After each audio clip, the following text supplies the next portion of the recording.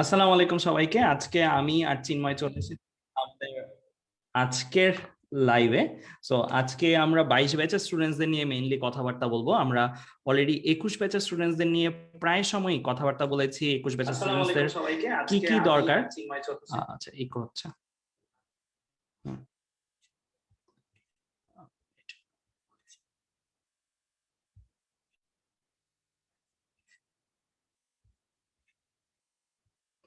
হ্যাঁ, তো আমাদের 21 ব্যাচের স্টুডেন্টসদের নিয়ে আমরা প্রায়ই কথাবার্তা বলেছি এবং 21 ব্যাচের স্টুডেন্টসদের জন্য আমরা তাদের প্রয়োজন অনুসারে 70 ডেজ রিভিশন প্রোগ্রাম এরকম বিভিন্ন প্রোগ্রামের আয়োজন করেছি। বাট 22 ব্যাচ নিয়ে সেরকম কিছুই আমাদের তেমন করা হয়নি। তো আমি আর চিন্ময় মিলে বেসিক্যালি আজকে এসেছি 22 ব্যাচের স্টুডেন্টসদের বর্তমান অবস্থা শুনতে এবং 22 ব্যাচের স্টুডেন্টসদের এখন কোথায় গাইডলাইন দরকার সেই গাইডলাইন গুলো দেয়া এবং তাদের কি দাবি দেওয়া আছে আমাদের কাছে, তারা কি চায়, মানে আমরা কি করলে তাদের জন্য সুবিধা হয়, এই জিনিসগুলোই মূলত শুনতে আজকের লাইভটাতে আমি আর চিন্ময় অংশগ্রহণ করেছি। তোমরা একটু কমেন্টে জানিয়ে দাও আমার ভয়েস ঠিক মতো শুনতে পাচ্ছ কিনা এবং স্ক্রিনে লেখা ঠিক মতো দেখতে পাচ্ছ কিনা। এই দুটো ইনফরমেশন একটু ভাইকে জানিয়ে দাও কমেন্টে, আমার ভয়েস ঠিক মতো শোনা যাচ্ছে কিনা এবং স্ক্রিনে লেখা দেখা যাচ্ছে কিনা সবকিছু।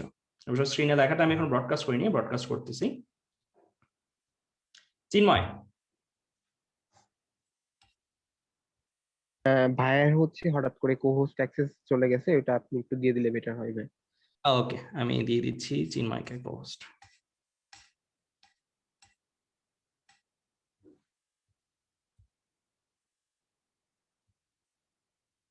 হুম, দিয়ে দেওয়া হয়েছে।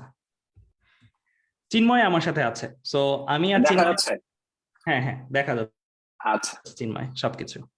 হ্যাঁ, তো আজকের যে আমাদের মানে মেইন যেটা উদ্দেশ্য আসলে যে যেহেতু ওদের জুনের সম্ভবত যেটা আমরা বুঝতে পারছি যে ওদের পরীক্ষা হতে পারে, সো এইচএসসি পরীক্ষার সামনে রেখে এবং তারপরে ভবিষ্যতে যখন ওরা অ্যাডমিশনের দিকে যাবে, তো এখন এই মুহূর্তে বসে নভেম্বর মাসের লাস্টের দিকে বসে ওদের সামনে 7 মাসের মতো আছে।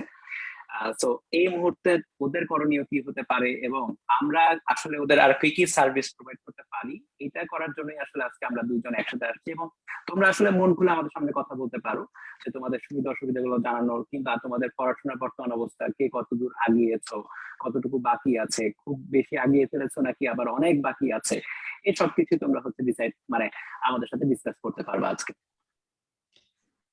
আচ্ছা চিন্ময়, তো তাহলে আমরা যেটা দেখতে পাচ্ছি 22 ব্যাচের স্টুডেন্টসদের জন্য অলরেডি সরকার বিভিন্ন নোটিশ দিয়েছে।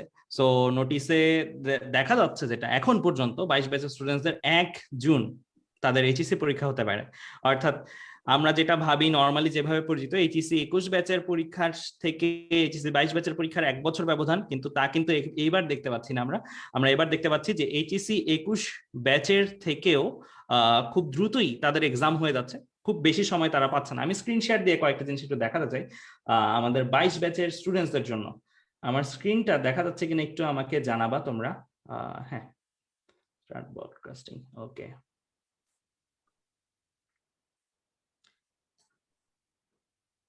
আশা করি আমার স্ক্রিনটা সবাই দেখতে পাচ্ছ, রাইট? স্ক্রিনটা সবাই দেখতে পাচ্ছে। ওকে, তো আমাদের এই স্ক্রিনটার মধ্যে আমি যেটা দেখাতে চাচ্ছি আসলে আজকে আমরা এখন এই মুহূর্তে আছি কোথায়, 23 নভেম্বরে, রাইট?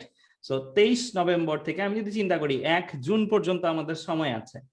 1 জুন পর্যন্ত সময়, তাহলে কিন্তু খুব বেশি না। 23 নভেম্বরে ধরে নিলাম 7টা দিন এক্সট্রা, আর ডিসেম্বর মাসটা আছে, জানুয়ারি, ফেব্রুয়ারি, মার্চ, এপ্রিল, মে, অর্থাৎ আমার হাতে একদম কাটায় কাটায় 6 মাসের মতন সময় আমাদের আছে।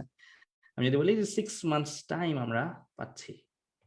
এখন এই 6 মাস সময়ের মধ্যে খেয়াল করার বিষয় যেটা, এইচএসসি 21 ব্যাচের জন্য কিন্তু তারা শুধুমাত্র ফিজিক্স, কেমিস্ট্রি, ম্যাথ বা ফিজিক্স, কেমিস্ট্রি, বায়োলজি প্রিপারেশন নিয়েছিল।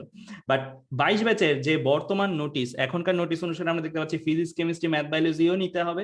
তারপর আবার ইংলিশ, বাংলা, আইসিটিও এখন পর্যন্ত যে নোটিশ সেই জিনিসটাই নিতে হবে, তাই না? আচ্ছা, দ্যাট মিনস মোটামুটি অনেকগুলো জিনিসই তাদের কিন্তু পড়তে হবে যদি 21-এর সাথে তুলনা করি। 21-এর সাথে তুলনা করলে আরো যদি আমি কয়েকটা জিনিস দেখি, এই স্টুডেন্টসদের কিন্তু যেই সিলেবাসটা আছে সেই সিলেবাসটা যদি আমি 21-এর দিকে তাকাই, 21 ব্যাচের শর্ট সিলেবাসের মধ্যে অলমোস্ট 50% ছিল, 50% ছিল না, এরকম মানে অলমোস্ট। কিন্তু 22 ব্যাচের ক্ষেত্রে আমি যেটা দেখি সেটা হচ্ছে শর্ট সিলেবাস যেটা দেওয়া, শর্ট সিলেবাসটা বলতে গেলে পুরো বইয়ের 75% আছে আসলে। মানে 75% বইয়ের অংশ নিয়ে তাদের শর্ট সিলেবাসটা প্রায় প্রায় গঠিত। তো এটার উপরে যদি এই 6 মাসে প্রস্তুতি নিতে হয় তাহলে আমি বলবো তাদের হাতে যে খুব বেশি এখন সময় আছে তা কিন্তু না। 6 মাসকে আমি দিনে যদি একটু কনভার্ট করি, দিনে কনভার্ট করে একটু দেখি কত দিন আছে আমার। 6 মাসকে দিনে কনভার্ট করলে আমার প্রায় 180 দিন, রাইট? 30 দিন করে যদি 180 ডেজ আছে আসলে। 180 দিনের মধ্যেও তোমরা বেশ কিছু চিন্তা যদি করো এখন, মানে জাস্ট 180 দিনটা আসলে কতটুকু দিন, এই জিনিসটাও আমরা মাঝে মাঝে ভুলে যাই, ভাবি যে অনেক সময় তো আছে আগামী বছর। কিন্তু 180 দিন কিন্তু যদি পরিকল্পনা মাফিক আগানো হয় তাহলে খুব কাজে লাগানো যাবে, বাট পরিকল্পনা মাফিক না আগালে দেখা যাবে এই 180 দিন দেখতে দেখতে চলে যাবে, যেমনটা চলে গিয়েছে বিগত 1.5 বছর, রাইট? এইচএসসি তে তোমাদের। ওকে, তো এই 180 দিনে কিভাবে গোছানো যায়, স্পেশালি আমি যদি বলি যে এই যে 180 দিনের আগে ধরে রাখবা তোমরা সবাই যারা যারা এই লাইভটা শুনতেছো তারা ধরে রাখবা তোমাদের 1 জুন যদি পরীক্ষা হয় তোমরা ধরে রাখবা যে 15 মেও না, ওদের জন্য 1 মে দেওয়া উচিত, 1 মে পর্যন্ত তোমাদের অ্যাকচুয়ালি প্রিপারেশনের টাইম আছে। মানে এই পর্যন্ত টাইমটা তুমি অ্যাকচুয়ালি কি করতে পারবা, প্রিপারেশন নিতে পারবা। এটা হচ্ছে প্রিপারেশনের টাইম। এরপরে কিন্তু তোমার মডেল টেস্ট দিতেই হবে, রাইট? সো মডেল টেস্ট দিতে হবে, নিজের প্র্যাকটিস করতে হবে, রিভিশন দিতে হবে। এই টাইমটা আমরা হাত দিব না, এই টাইমটা আমরা কেউ হাত দিতে পারবো না। এই জায়গায় যে টাইমটা আছে এই টাইমটা আমরা ধরে রাখবো আমাদের সবার জন্য, এটা ধরবো রিভিশন দেওয়ার টাইম বা এক্সাম দেওয়ার time, model test. That means আমি যদি তারপরও দেখি 150 দিনের মতন অ্যাকচুয়ালি আমাদের একটা প্ল্যান দরকার। আমাদের স্টুডেন্টসদের আমরা যেটা দেখছি সেটা হচ্ছে 150 দিনের মতন একটা প্ল্যান দরকার। 150 দিনে আমাদের শর্ট সিলেবাস শেষ করতে হবে, যেটা কিনা 75% সিলেবাসে। আচ্ছা, তো এই ক্ষেত্রে আমি যদি তোমাদেরকে একটু বলি যে এই যে নিচে যে সাবজেক্টটা দেখতে পাচ্ছি আমরা ইংলিশ বাংলা আইসিটি, এই ইংলিশ বাংলা আইসিটিটা আমি মনে করি যে এটা একটু আস্তে ধীরে পড়লেও হতে পারে, যে লাস্টের দিকে পড়লেও হবে, বাট মেইন চ্যালেঞ্জ হচ্ছে আমাদের এই সাবজেক্টগুলা, ফিজিক্স, কেমিস্ট্রি, ম্যাথ, বায়োলজি। এখন ইংলিশ বাংলা আইসিটি নিয়ে আমি বলবো খুব বেশি প্যানিকড হওয়া দরকার নাই। ইংলিশ বাংলা আইসিটি সময়ের সাথে সাথে হয়, সময়ের সাথে সাথে সামনে দেখবা যে হয়ে যাবে বা শেষে করে দিতে হবে কাভার। ইংলিশ বাংলা আইসিটি নিয়ে খুব বেশি সময় আমরা এই 150 দিনের মধ্যে কাটাতে পারবো যে তা না। ধরে রাখতে হবে যে এই 150 দিনের 140 দিনই আমার কাটাতে হচ্ছে ফিজিক্স, কেমিস্ট্রি, ম্যাথ, বায়োলজি নিয়ে, বাকি 10 দিন হয়তো ইংলিশ বাংলা আইসিটি আমার কাভার করতে হবে। ম্যাটেরিয়ালস গুলো কালেক্টেড থাকবে, ম্যাটেরিয়ালস গুলো সব রেডি রাখবো, কিন্তু ম্যাটেরিয়ালস গুলো রেডি হবার পরে যে বাকি যে পড়াশোনার জন্য খুব বেশি সময় আমরা এখন এটার জন্য ব্যয় করতে পারবো না। ফিজিক্স, কেমিস্ট্রি, ম্যাথ, বায়োলজি নিয়ে আমাদের মূল কাজ। আচ্ছা, তো ফিজিক্সের জন্য যদি আমি দেখি, আমার ফিজিক্স ফার্স্ট পেপার আছে, ফিজিক্স সেকেন্ড পেপার আছে। Physics first paper, physics second paper, তোমাদের প্ল্যান রাখতে হবে 150 দিনের মধ্যে যদি আমি ভাগ করি, আমার টোটাল আছে physics first, physics second, chemistry first, chemistry second, biology first, biology second, math first, math second. আচ্ছা, তো এই 8টা বিষয় দিয়ে যদি আমি ভাগ দিই, 150কে 8 দিয়ে ভাগ দিলে কত আসে? 150কে 8 দিয়ে ভাগ দিই, একটু দেখি দশমিকে কত আসে। 20 এর একটু কম। 19 এর একটু প্রায় কম, 18.75, মানে প্রতিটার জন্য প্রায় 18.75 দিন করে আছে আসলে। মানে প্রতিটার মধ্যে যদি আমি 8 দিয়ে ভাগ দিই, এটাকে সিম্পলি আমি কি করলাম, 8 দিয়ে ভাগ দিলাম, 8 দিয়ে ভাগ দিলে আমার 18.75 আসে। তাহলে তোমরা চিন্তা করে দেখো আসলে সময় যে খুব বেশি আছে। এই যে এই ক্যালকুলেশনটা দেখালাম, এই ক্যালকুলেশনটা ভাইয়ার দেখানোর উদ্দেশ্য এটাই, সেটা হচ্ছে যে আমাদের অ্যাকচুয়ালি প্রতিটা পেপারের জন্য খুব বেশি আলাদা করে সময় কিন্তু নাই। 18.75 দিন পরিমাণ সময় আসলে আছে পড়ার জন্য। কিন্তু তোমরা এখন চিন্তা করে দেখো, তোমাদের কি যদি আমি বলি ফিজিক্স ফার্স্ট পেপারের পরীক্ষা নিব 19 দিন পরে, 19 দিনের মধ্যে পুরো ফিজিক্স ফার্স্ট পেপার শেষ করো, অনেকেই হয়তো প্রস্তুত না এটার জন্য। আবার ফিজিক্স সেকেন্ড পেপারও 18.75 দিন যদি দেই, মানে 19 দিনই দেই তোমাকে, সেটার জন্য কিন্তু অনেকে প্রস্তুত না। তাহলে চিন্তা করে দেখছো, আমি ইংলিশ বাংলা আইসিটি কে পুরো ফেলে দিলাম, চিন্তা করলাম ইংলিশ বাংলা আইসিটি তোমার মুখস্থ, বাকি আছে physics, chemistry, math, biology. Physics, chemistry, math, বায়োলজিও প্রত্যেকটা পেপারের জন্য আমরা কিন্তু 19 দিন করে সময় পাচ্ছি। দ্যাট মিনস সিরিয়াস কিন্তু এখন থেকেই হতে হবে। হঠাৎ করে দেখবা যে পরীক্ষা চলে আসছে, কয়তদিন পরে ভাইয়া কাউন্টডাউন দেওয়া শুরু করছি যে এতদিন পরে এইচএসসি পরীক্ষা। সো এইটাই আসলে হচ্ছে এইচএসসি 22 ব্যাচের স্টুডেন্টসদের জন্য। তো আমি বলবো যে এখন একটা এইচএসসি 22 ব্যাচের স্টুডেন্টসদের ওই মাইন্ডসেটেই পড়া উচিত, যেই মাইন্ডসেটে পড়লে এই সংখ্যক দিনে, এই সংখ্যকও না, এটা থেকে একটু সেভ করে ধরো 17 দিনে তুমি একটা পেপার শেষ করতে পারো, আইদার P1 অথবা P2। 17 দিনে তুমি যে কোনো একটা পেপার শেষ করতে পারো, এইভাবে পড়াশোনা করো। তাহলে তুমি বুঝতে পারছো তোমার পড়াশোনার গতিটা কেমন হওয়া উচিত। তুমি যদি 17 দিনে প্রতিদিন 2 ঘন্টা করে পড়ো, তাহলে কি তুমি একটা পেপার শেষ করতে পারবা? পারার কথা না কিন্তু। তারপর আবার এর মাঝখানে কিন্তু অনেক ফর্মালিটিসও আছে, এর মাঝখানে তোমাদের কলেজ থাকবে, এর মাঝখানে তোমাদের প্র্যাকটিক্যাল থাকবে, মানে এমন না যে তুমি সারাটা দিনই বাসায় বসে পড়তেও পারতেছো, এর মধ্যে অনেকগুলো সময় কিন্তু এক্স্যাক্টলি অনেকগুলো সিস্টেম লসও থাকবে। ইয়ার চেঞ্জিং পরীক্ষা হচ্ছে অনেকের, আজকে লাইভে আসতে পারো নাই না পারার কারণ হচ্ছে ইয়ার চেঞ্জিং এক্সাম হচ্ছে বা ফার্স্ট ইয়ার ফাইনাল হচ্ছে, তারপর প্রি টেস্টও হবে, টেস্টও হবে। এইচএসসি 21-এর বেলায় তো হয় নাই, বাট তোমাদের বেলায় কিন্তু এগুলো হওয়ার কথা, এন্ড হলে ভালো, অ্যাকচুয়ালি হলে ভালো, কারণ হলে তুমি একটা আইডিয়া পাবো তুমি কোথায় ভুল করো। তাহলে বুঝতেই পারতেছো যে 17 দিন করে আসলে পাওয়া যাচ্ছে কি আমাদের একটা পেপার শেষ করার জন্য, যেটা কিন্তু তুমি যদি 8 ঘন্টা করে পড়ো তাহলে কোনোভাবে সম্ভব, 2 ঘন্টা পরে আমার কাছে মনে হয় না তোমরা আদৌ একটা পেপার শেষ করতে পারো। দৈনিক 8 ঘন্টা আমাকে সময়ই বলে যে তুমি যদি ডেইলি 8 ঘন্টা করে পড়ো তুমি কোনো অসুস্থ হইলে না, তুমি সব সময় সুস্থ, তুমি টানা ডেইলি 8 ঘন্টা করে পড়ছো, তারপরেও কিন্তু আমার মনে হয় চ্যালেঞ্জিং হয়ে যাবে একটা ফুল পেপার শেষ করা। ঠিক আছে, তাহলে বুঝতেই পারতেছো যে তোমাদের অ্যাকচুয়ালি যদি এই নোটিশটাই বলবৎ থাকে, এখন পর্যন্ত গভর্নমেন্ট তোমাদের যে নোটিশটা দিয়েছে বা যে জিনিসগুলো আমরা শুনতে পাচ্ছি, এই নোটিশটা বলবৎ থাকলে কিন্তু তোমাদের এখন ডেইলি 8 ঘন্টা মিনিমাম পড়ার টাইম, এটা আমার মতে যেটা বলে। অনেকে স্মার্ট থাকতে পারো, অনেক কম সময় শেষ করতে পারো, বা অনেকের আরো বেশি সময় লাগতে পারে, বাট আমার মতে এই জায়গাটার মধ্যে আমরা প্রায় ডেইলি 8 ঘন্টা করে আমাদের পড়তেই হবে। সো এই জায়গাটা থেকে আমি বলবো যে চিন্ময়, তুমি যদি কিছু বলতা স্টুডেন্টসদের, আমাদের স্টুডেন্টস যারা আছে তারা। সত্যি কথা বলতে 22 ব্যাচটা কিন্তু মানে যেটা আমরা দেখছি আসলে বিভিন্ন ব্যাচে পড়াতে গিয়েছে, অতটা আসলে ওরা সিরিয়াস হতে চাচ্ছে না বা হতে পারে নাই আসলে। আবার এমন হয়েছে যে আগে পড়াশোনা করে নাই, হুট করে কলেজের পরীক্ষা শুরু করছে, একদম বিশাল অবস্থা। সো যেটা আমি বুঝলাম যে 21 যেটা পড়ছে ঠিক আছে, 21 পড়াশোনা করছে, কভার আপ করছে, অনেক কষ্টে কভার আপ করতেছে বা করেছে অনেকে ভালো মতোই, কিন্তু 22-এর কাছে কিন্তু এমন না যে দিন ফুরিয়ে গেছে, মানে অনেকের হয়তো ভয় পেয়ে যাইতে পারে যে ফুরিয়ে তো গেল দিন, আসলে সেটা না। এখন থেকেও তুমি যদি চেষ্টা করো, তুমি যদি মনে করো যে কিছুই পড়ো নাই, সাপোজ তুমি কিছুই পড়ো নাই, আবার যে প্ল্যানটা বললো, তুমি যদি এখন থেকেও চেষ্টা করো যে ভাই আমি নেক্সট দিন থেকেই স্টার্ট করবো, তো দেখবা যে হয়ে যাবে আসলে। কিন্তু বর্তমান যে অবস্থাটা দেখে মনে হচ্ছে যে 22 ব্যাচের স্টুডেন্ট একটু মানে সিরিয়াসনেস একটু কম, আসলে এই বয়সে এরকম হয় আর কি, কিন্তু আস্তে আস্তে যখন পরীক্ষা নিকটে চলে আসে তখন একটু সিরিয়াসনেসটা বেশি চলে আসে। তো আমি এটা অ্যাডভাইস করবো যে তুমি যদি আসলে এইচএসসি তে ভালো করতে চাও এবং তারপরে যদি কোনো একটা ভালো একটা জায়গায় চান্স পেতে চাও, তোমার সিরিয়াস হওয়ার টাইম কিন্তু এখন আসলে। তুমি যদি এখন না সিরিয়াস হতে পারো, পরবর্তীতে গিয়ে কিন্তু এইচএসসি হয়তো টেনে টুনে তোমার এ প্লাস হতে পারে, পাস হয়ে যাবে আরামসে, টেনে টুনে এ প্লাস হতে পারে, কিন্তু পরে গিয়ে কিন্তু আবার বড় একটা ধাক্কা খাবে অ্যাডমিশনের সময়। কারণ 1-1.5 বছর পর এইচএসসি তে কি রেজাল্ট করছে এটা সবাই জিজ্ঞেস করবে যে কোথায় তুমি চান্স পাইছো, এটা কিন্তু আমাদের আলটিমেট গোল। সো তোমাকে কিন্তু চিন্তা করতে হবে যে আমি যখন এখন পড়াশোনা করব, ওই পড়াশোনাটা যেন এরকম হয়, বেসটা যাতে মজবুত হয়, যেন হচ্ছে আমি যে কোনো বাধা অতিক্রম করতে পারি।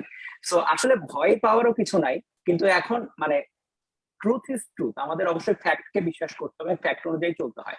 যেটা অপার দেখালো যে 17.8%, এটা কিন্তু ট্রুথ, এটা সবার জন্য ট্রুথ, এটা তোমার ট্রুথ, এটা আমাদের ট্রুথ যে আমাদের এতদিনের মধ্যে কোর্স কমপ্লিট করতে হবে।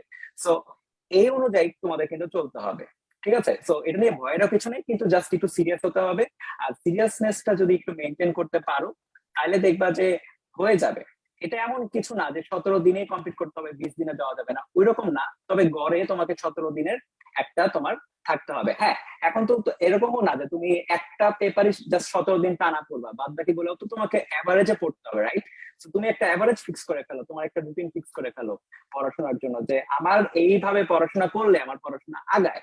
সো ওইভাবে ফিক্স করো যেটাতে তোমার আগায়। এটা এক একজনের এক এক রকম। অনেকের থাকে পার্সোনাল কোনো রুটিনই থাকে না, যেটা আমার ছিল। আমার পার্সোনাল কোনো রুটিন ছিল না, তবে আমি একটা জিনিস একটু এনশিওর করতাম যে আমি যে জায়গায় প্রাইভেট পড়ছি বা যে জায়গায় পরীক্ষা দিচ্ছি কিনা কলেজে, যতটুকুর মধ্যে পরীক্ষা হচ্ছে ততটুকু জানে আমি একবার করে পড়ে যাই। হ্যাঁ, একদম সলিডলি 100% না হতে পারে, কিন্তু যতটুকু করা যায় আর কি, পুশ করতে হবে নিজেকে যতটুকু করা যায় আর কি। এমন না যে তোমাকে প্রতিটা পরীক্ষায় 100-100 পাইতে হবে, তুমি পরীক্ষা দাও, সমস্যা নেই, 140 পাও, 30 পাও, ডাজন্ট ম্যাটার, কিন্তু তোমাকে আগাতে হবে, তালে তালে চলতে হবে। তুমি যদি মনে করো যে পরীক্ষা দিব না, ভয় লাগছে, পড়া হয়নি, তাহলে যেটা হবে যে আস্তে আস্তে আস্তে আস্তে তুমি কিন্তু পিছিয়ে থাকবা। কিন্তু তুমি যদি এই স্পিডের সাথে মানে নিজেকে প্রস্তুত করতে পারো, তাহলে দেখবা যে অটোমেটিক্যালি তোমার কিন্তু উন্নতি হবে। আর তোমরা চেক করবা যে তোমার উন্নতিটা আসলে কিরকম হচ্ছে। সাপোজ আজকের দিনে, আজকে কি বার, আজকে হচ্ছে যে মঙ্গলবার, আজকের সপ্তাহের মঙ্গলবার। সো নেক্সট সপ্তাহের মঙ্গলবারে তুমি মানে নিজেকে ফিল করতে হবে এটা যে আমি কিন্তু আগিয়েছি কিনা না পিছিয়েছি, না মানে আগের চেয়ে আমার পড়াশোনার প্রতি আগালো কিনা নাকি পিছালো। যদি দেখো যে সেম আছে, তখন কিন্তু আরেকটু ঠিক করতে হবে যদি দেখো পিছিয়ে যাচ্ছে, তোমাকে কিন্তু আরেকটু সিরিয়াস হতে হবে। সো তোমাকে ধীরে ধীরে ধীরে ধীরে স্টেপ ওয়াইজ আগাতে হবে। এটা এখন সম্ভব না যে কালকে বুধবার থেকেই তুমি একদম টপ নচ 100% পড়াশোনা করবা, এটা হুট করা হবে না। কিন্তু তোমাকে স্পিডটা ওভাবে মেনটেন করতে হবে যেন তোমার আস্তে আস্তে আস্তে আস্তে তুমি যেন টপ লেভেলে যেতে পারো। কারণ দেখো মানে পৃথিবীটা কিন্তু আসলে প্রতিযোগিতা। তোমরা যে আজকে কতজন 1K স্টুডেন্ট লাইভে দেখছো, একসাথে কমেন্ট করছো, হাসাহাসি করছো, কমেন্টে রিয়াক্ট করছো, এরাই কিছুদিন পর কম্পিটিশনে নামবে এবং দেখবা যে এখান থেকে কিছু স্টুডেন্ট বেরোচ্ছে যাদের নিয়ে সবাই প্রচারণা করছে যে অমুক হচ্ছে এই ভার্সিটিতে ফার্স্ট হয়েছে, অমুক ওই ভার্সিটিতে দশম হয়েছে, তোমাদের মধ্যে থেকে বের হবে। সো তারা কি করছে তুমি সেই চিন্তাটা করো যে তারা হয়তো এখন কি করছে। ওই পর্যায়ে হয়তো অনেকে চিন্তা করে ভাইয়া ও তো বেশি ভালো স্টুডেন্ট, আমার হয়তো যাওয়া সম্ভব নয় এই পর্যায়ে। আসলে জিনিসটা এরকম না, ওরাও তোমাদের মতোই, ওদের ব্রেনও তোমাদের মতোই, ওরা ব্রেনটাকে হয়তো একটু শার্প করে রেখেছে খাটিয়ে খাটিয়ে প্র্যাকটিসের মাধ্যমে। তো তোমার চিন্তা করতে হবে যে তুমি কিভাবে খাটাতে পারো। তোমার ব্রেন মনে করো অলস, তুমি কিছুই পারো না, তুমি পড়ো নাই কিছু, কিন্তু আস্তে আস্তে দেখো যতটুকু করা যায়, শার্প করা যায়, ততটুকু তুমি করতে পারো কিনা, দেখবা যে হবে। আসলে লেগে থাকলে চেষ্টা করলে আসলে কিছু না কিছু হয়ে যাবে। এবং তুমি দেখবা যে 1 বছর পরে হয়তো মনে করবা যে ভাইয়ারা যখন এই কথাটা বলেছে এবং এটা আসলে ট্রু, যে আমি আস্তে আস্তে উন্নতি করেছিলাম বলেই আমি এই পজিশনে আসতে পারছি। সো অ্যাকচুয়ালি আমরা দেখো এই যে আজকে মোটিভেট করছি তোমাকে, এখন কালকে সকালে ঘুম থেকে উঠে যদি এই মোটিভেশনটা ভুলে যাও তাহলে কিন্তু মুশকিল। এটা মোটিভেট কার জন্য করতেছি, তোমাদের জন্য করতেছি নাকি আমাদের জন্য করতেছি? এটাতে কিন্তু মোটিভেশনটা যে দিচ্ছে এটা কিন্তু তোমাকে নিতে হবে এবং তোমাকে কিন্তু এটা পার্সোনাল লাইফে কাজে লাগাইতে হবে। সো এই যে মোটিভেশনটা এমন না যে ভাইয়ারা যখন বলে তখনই আমি বুঝতে পারি, ভাইয়ারা যখন থাকে না, যখন বলে না তখন আমি বুঝতে পারি না, ভুলে যাই, ওরকম হলে হবে না। তোমার ভালো তোমাকে চিন্তা করতে হবে। তুমি 10 বছর পর এজ এ পার্সন তোমার কাছে বুঝতে হবে যে তুমি 10 বছর পর কোথায় যেতে চাও। এজ এ পার্সন তুমি নিজেকে ভ্যালুয়েশন করবা। ফ্যামিলি কি করেছে এটা ম্যাটার করে না, তুমি কতটুকু কি করবা এটার উপরে কিন্তু সব ম্যাটার করে এবং এই অনুযায়ী কিন্তু তোমাকে সোশ্যাল রেসপেক্টটা আসবে। সো আলটিমেট চিন্তা করবা হচ্ছে ভবিষ্যতে কি হচ্ছে। সো ভবিষ্যতে তুমি যদি চিন্তা করো তুমি একজন স্টুডেন্ট, তো তোমার মানে প্রফেশনাল দায়িত্ব, পেশাগত দায়িত্বটা হচ্ছে পড়াশোনা করা আপাতত। সো তোমরা যেহেতু 7 মাস পর পরীক্ষা, সো এতটা দিন আছে, খুব বেশি দিনও নাই, পড়াশোনা শুরু করে ফেলো এখন থেকে, একটু সিরিয়াস হয়ে যাও, দেখবা যে ভবিষ্যতে ভালো একটা রেজাল্ট আসবে। এটা নিয়ে আমি আশাবাদী যে এখন থেকে শুরু করলে অবশ্যই ভালো কিছু তোমরা করতে পারবে। আবার থ্যাংক ইউ চিন্ময়। তো আমি স্টুডেন্টসদেরকে আরো কয়েকটা স্টুডেন্টসদের কথাও শুনবো আজকে। আজকে আমাদের টার্গেটই আছে যে 22 ব্যাচের স্টুডেন্টসরা কি বলতে চায়, তাদের কি কোন জায়গায় কনফিউশন সেগুলো নিয়ে। তো বেশ কিছু কমন জায়গা আছে, অনেকগুলো কমন জায়গা আমি কমেন্টও দেখতেছিলাম স্টুডেন্টসদের বেশ কয়েকটা কমন জায়গা, যে ভাইয়া আমরা এখন ফুল সিলেবাস পড়বো না শর্ট সিলেবাস পড়বো, এটা একটা কনফিউশন এখনো স্টুডেন্টসদের মধ্যে বিদ্যমান। তারপরে আরেকটা কনফিউশন হচ্ছে স্টুডেন্টসদের মধ্যে যে এই যে স্টুডেন্ট যারাই আছে, তো সামনের যে সময়টা আছে সেই সময়টাতে কিভাবে পড়বে। প্রচন্ড পোস্ট আসে আমাদের গ্রুপগুলোতে যে ভাইয়া অপার ভাইয়ের কাছে জানতে চাই, চিন্ময় ভাইয়ের কাছে জানতে চাই কিভাবে আমি গুছাবো, কিভাবে আমি পড়বো। তো সেই সম্বন্ধে ভাইয়া কয়েকটা কথাই বলবো, খুব ছোট্টখাট্ট কয়েকটা কথা। তো আমি আবার একটু স্ক্রিনটা শেয়ার করতেছি, আমার স্ক্রিনটার মধ্যে আমি কয়েকটা জিনিস একটু লিখে দিচ্ছি এন্ড তোমাদেরকে এই জিনিসগুলো আমরা প্রোভাইড করে দিব। সো আমি স্ক্রিনটা একটু শেয়ার করতেছি।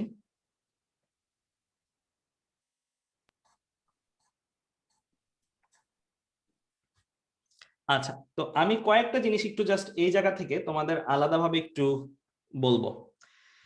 তো প্রথমত আমি যদি দেখি আমাদের 21 ব্যাচের জার্নির সাথে তোমাদের জার্নিটার মধ্যে কয়েকটা জায়গায় তফাৎ আসবে।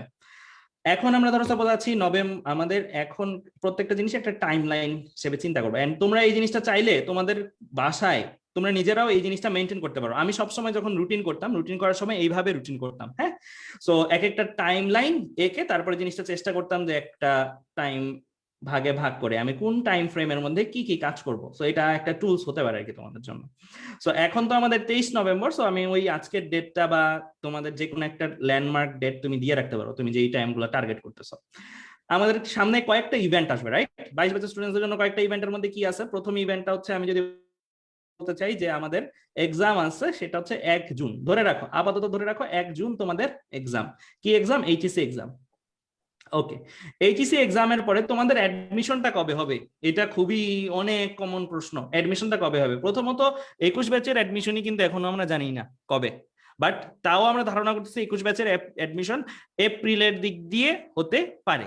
এপ্রিলের দিক দিয়ে হতে পারে কেন? কারণ আমরা যেটা ভাবি 20 ব্যাচ মাত্র অ্যাডমিশন দিল, 21 ব্যাচ 1 বছর পরে, তা কিন্তু না। এটা তোমাদের এইচএসসি তার প্রমাণ, বড় প্রমাণ না যে 21 ব্যাচের এইচএসসি আর 22 ব্যাচের এইচএসসি কি 1 বছর পরে হয়েছে? সো ভার্সিটির ক্ষেত্রেও কিন্তু 6 মাস পরেও সেমিস্টার হয়, বিশেষ করে পাবলিক ইউনিভার্সিটি গুলোতে। আচ্ছা যাই হোক, তো আমি তোমাদের জন্য যদি আমি এস্টিমেট করি, এটা কিন্তু কারেক্ট হবে যে জানি না, বাট তোমাদের জন্য যদি আমি এস্টিমেট করি কবে হতে পারে, তোমাদের অ্যাডমিশনটা কবে হতে পারে, আমি বলবো যে প্রায় ডিসেম্বরের দিক দিয়ে হতে পারে। ধরো সাপোজ 1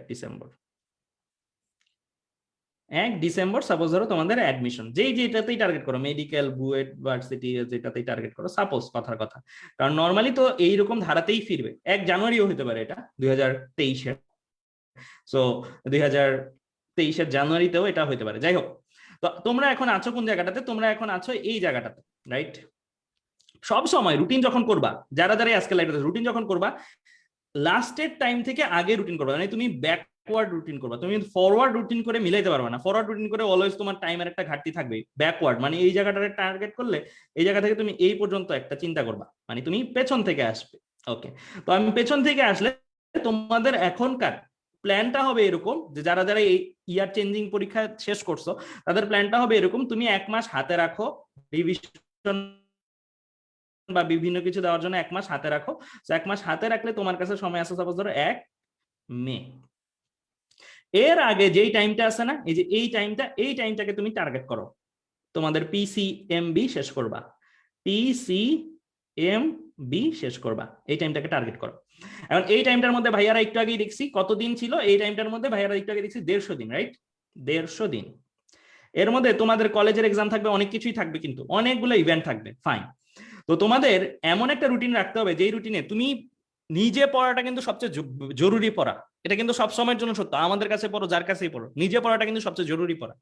তুমি এই যে রুটিনটা করতেছো, এই রুটিনটা কিন্তু তোমার নিজে পড়ার রুটিন। তুমি হয়তো এক জায়গায় প্রাইভেট পড়তে গেছো, এক জায়গায় কোর্স করতে গেছো, বা একটা জায়গায় অফলাইন পড়ছো, যেখানেই পড়তেছো না কেন সেই জায়গাটা কিন্তু তোমার কি মানে নিজের পড়া হয় নাই। হ্যাঁ, ওইটা তোমাকে আগায় দিবে অবশ্যই, কিন্তু ওইটা তোমাকে নিজের পড়াটা করাই দিবে না। সো তুমি নিজের পড়ার জন্য সাপোজ ধরো ডেইলি 4 ঘন্টা সময় বরাদ্দ রাখতে পারো। 4 ঘন্টা রাখতেই হবে, এটা আমার মতে। ডেইলি 4 ঘন্টা ধরো সময় বরাদ্দ রাখতে পারো, 4 আওয়ার্স। 4 আওয়ার যদি রাখো, দ্যাট মিনস 150 দিনে 150টা 4 ঘন্টা আছে তোমার কাছে, 150টা 4 ঘন্টা আছে।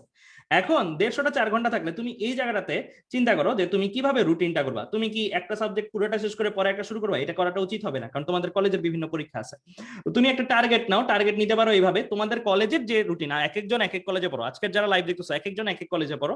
তোমাদের কলেজের যে আপকামিং প্রি টেস্ট বা বিভিন্ন কিছু আছে, অনেকের কলেজে ইয়ার চেঞ্জিং পরীক্ষা হয়েছে শুধু ফার্স্ট পেপার বইগুলোর উপরে, অনেকের কলেজে ফার্স্ট পেপার সেকেন্ড পেপার মিলাই হয়েছে। সো তোমাদের কলেজের যেটা আছে সেটা অনুসারে তুমি ভাগ করো। ভাগ করে তুমি এমন ভাবে রুটিনটা সাজাও, এই যে আমি বক্স গুলো আঁকতেছি না, এই বক্স গুলো হচ্ছে এক একটা টার্গেট। তুমি টার্গেট নিবা, এক একটা টার্গেট নিবা, এক একটা টাইম ফ্রেমের মধ্যে একটা টার্গেট নিবা। এমন ভাবে টার্গেটটা করতে হবে যেন এই 150 দিনের মধ্যে তোমার পিসিএমবি একবার করে হলেও শর্ট সিলেবাস পড়া হয়ে যায়, একবার করে হলেও শর্ট সিলেবাস পড়া হয়ে যায়। আরেকটা জিনিস বলে রাখি সবার জন্য, যেহেতু এই যে সময়টা আছে, এই যে এখানের যে সময়টা, এই সময়টা এইচএসসি পর্যন্ত এখন পর্যন্ত খুবই কম সময়, রাইট? এটা খুব বেশি একটা সময় না। এই টাইমটাতে আমার সাজেশন হচ্ছে ভাইয়ারা তোমরা যারা যারাই শুনতেছো তারা শর্ট সিলেবাস করো, শর্ট সিলেবাস। এই টাইমটাতে ফুল সিলেবাস নিয়ে আপাতত চিন্তা করো না।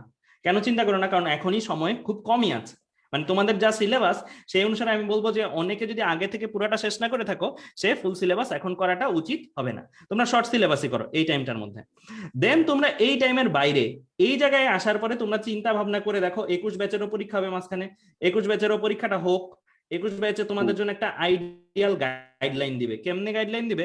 21 ব্যাচের যারা যারা আছে, 21 ব্যাচে যদি শর্ট সিলেবাসে অ্যাডমিশন এক্সাম হয়, তোমাদের ক্ষেত্রেও শর্ট সিলেবাসে অ্যাডমিশন এক্সাম হবে বলা যায় মোটামুটি। 21 ব্যাচে যদি ফুল সিলেবাসে অ্যাডমিশন হয়, তাহলে কিন্তু তোমাদের ক্ষেত্রেও ফুল সিলেবাসের তৈয়ারিটা মাথায় রাখতে হবে। তারপরে তুমি 21 ব্যাচে কি হচ্ছে, 21-এ কি হচ্ছে সেটার ভিত্তিতে তুমি এখানে ফুল পড়বা অর শর্ট পড়বা, সেটার সিদ্ধান্তে আসতে হবে। ঠিক আছে? 21 যদি শর্ট হয় তাহলে তো সবার জন্যই ভালো, শর্টই পড়ে যাওয়া। আর যদি 21-এ ফুল হয় তাহলে তো ফুল পড়তে হবে, কিছু করার নাই। তাহলে এই ক্ষেত্রে 21-এর এখন কিন্তু এই ডিসিশনটা এখনো ফাইনাল হয়নি। বিভিন্ন জায়গায় আমরা দেখতেছি এই ডিসিশনটা দিচ্ছে না এরকম। অনেক জায়গা থেকে অনেক ঘোলাটে কথাও আসতেছে যে ফুল সিলেবাস হবে, আবার অনেক জায়গাতে শর্ট সিলেবাস। আমরা কেউ শিওর না এটা ফুল হবে না শর্ট হবে। 21-দের আপাতত আমাদের সাজেশন, যারা এই দেখে থাকো 21-এর জন্য আমাদের সাজেশন আপাতত তো এইচএসসি, এখন অন্য কিছু মাথায় নেওয়া দরকারই নেই। এখন তোমার মূল পরীক্ষা এইচএসসি পরীক্ষা, অন্য পরীক্ষার কথা ভুলেই যাও। বাট এইচএসসি হয়ে যাওয়ার পর থেকে তুমি এমনিতেই তো তোমাদের ফিজিক্স কেমিস্ট্রি ম্যাথ বা ফিজিক্স কেমিস্ট্রি বায়োলজি, তুমি অন্য সাবজেক্ট যেটা পড়ো নাই, ম্যাথ বা বায়োলজি যেটা বাদ ছিল তোমার, ওইটা পড়া শুরু করে দিবা। এন্ড ওইটা পড়তে পড়তেই নোটিশ চলে আসবে শর্ট না ফুল, দেন তুমি শর্ট বা ফুলের প্রস্তুতি নিবে। যাই হোক, তো এই যে এই টাইম, প্রত্যেকটা টাইমই কিন্তু এখানে গুরুত্বপূর্ণ। এখানে যতগুলো টাইমই আছে 22-এর, প্রত্যেকটা টাইমই কিন্তু কাজে লাগাইতে হবে। যদি অ্যাকচুয়ালি তুমি এই দিনটাতে একটা ভালো পরীক্ষা দিতে চাও, এই দিনটাতে একটা ভালো পরীক্ষা দিতে, এমন না যে এই সময় সিরিয়াস হইলাম এখানে আমি ভালো পরীক্ষা দিয়ে দিব, নো, এটা পসিবলই না। এই সময় সিরিয়াস হইলাম এখানে ভালো পরীক্ষা দিয়ে দিব, পসিবলই না এটা। এই জায়গা থেকে সিরিয়াস হইলেই কেবলমাত্র সে এই জায়গায় অ্যাকচুয়ালি ভালো পরীক্ষা দিতে পারবে, না হলে দেখা যাবে তার উপরে প্রচুর চাপ পড়ে যাচ্ছে। যাই হোক, এরপরে আসি আমি 22-কে কয়েকটা জিনিস যেগুলো 21-এর লেকচারে আমি বারে বারে বলছি, সেটা 22-কেও একটু বুঝাই। আমি সবসময় ব্যাকওয়ার্ড রুটিন করাইতে পছন্দ করি।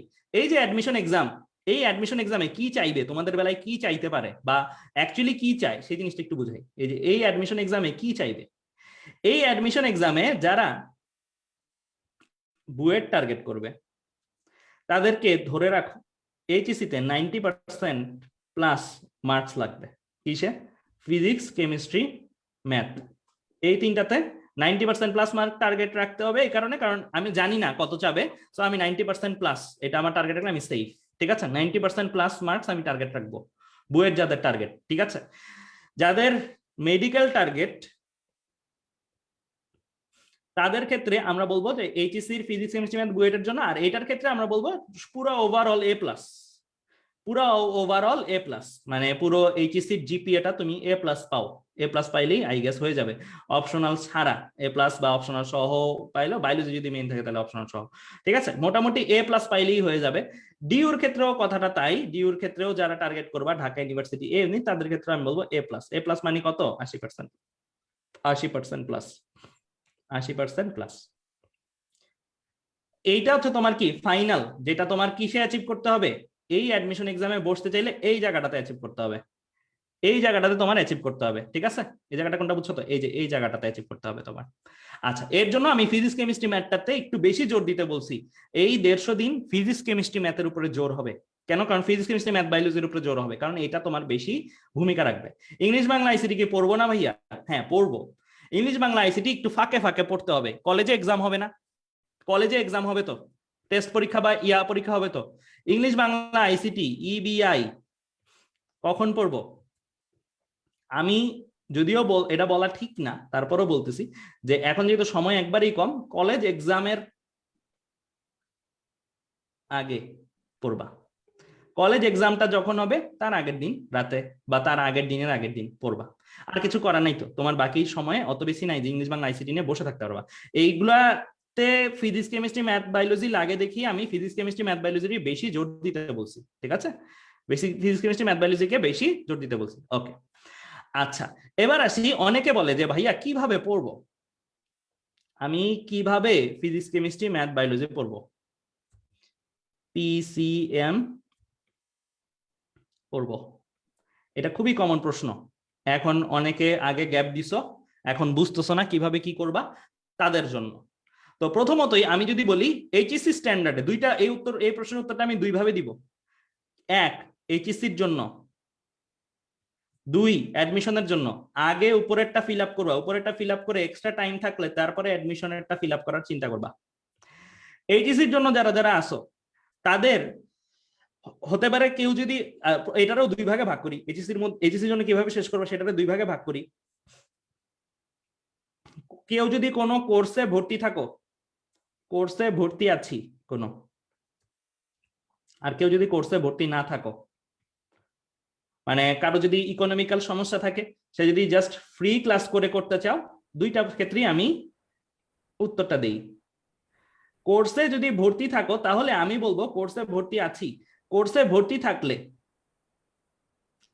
তোমার ফার্স্ট টার্গেট হবে, ভাইয়ারা তো অবশ্যই যেখানেই পড়ো না কেন ক্লাস করাইছে অনেক সুন্দর করে, তো তুমি তোমার স্ট্র্যাটেজিটা হচ্ছে এরকম হবে, নোট, যেহেতু সময় হয়তো তুমি কোর্সে ভর্তি হয়েছো অনেক আগে কিন্তু ক্লাসগুলো মনোযোগ দিয়ে করো নাই, এমন স্টুডেন্টের সংখ্যাই অনেক বেশি আজকালকার স্টুডেন্টদের মধ্যে, এমন স্টুডেন্টদের সংখ্যাই বেশি, কোর্সে ছিলাম বাট পড়ি নাই এতদিন, কোনো কারণে পড়ি নাই, পরীক্ষা ছিল বা কোনো কারণে ফাঁকি দিছে বা কোনো কারণে অসুস্থতা ছিল বা যৌক্তিক কারণেই পড়ি নাই। তো তারা যেটা করবা, কোর্সে তো ভাইয়ারা নোট অবশ্যই দেয়, ভাইয়ারা যদি নোট না দেয় সেক্ষেত্রে তোমার বন্ধু বা ক্লাসমেট যারা যারাই আছে ওই কোর্সে তাদের কাছ থেকে নোট চাইবা, চাইতে কোনো লজ্জা নাই, নোট চাইবা, নোট বলবা যে আমাকে এটার নোট দিস, আমাকে এটার নোট দাও, বা আপু বা ভাইয়া যাই কারো কাছে নোটটা চাইবা, যেই কোর্সে আছো সেই কোর্সে।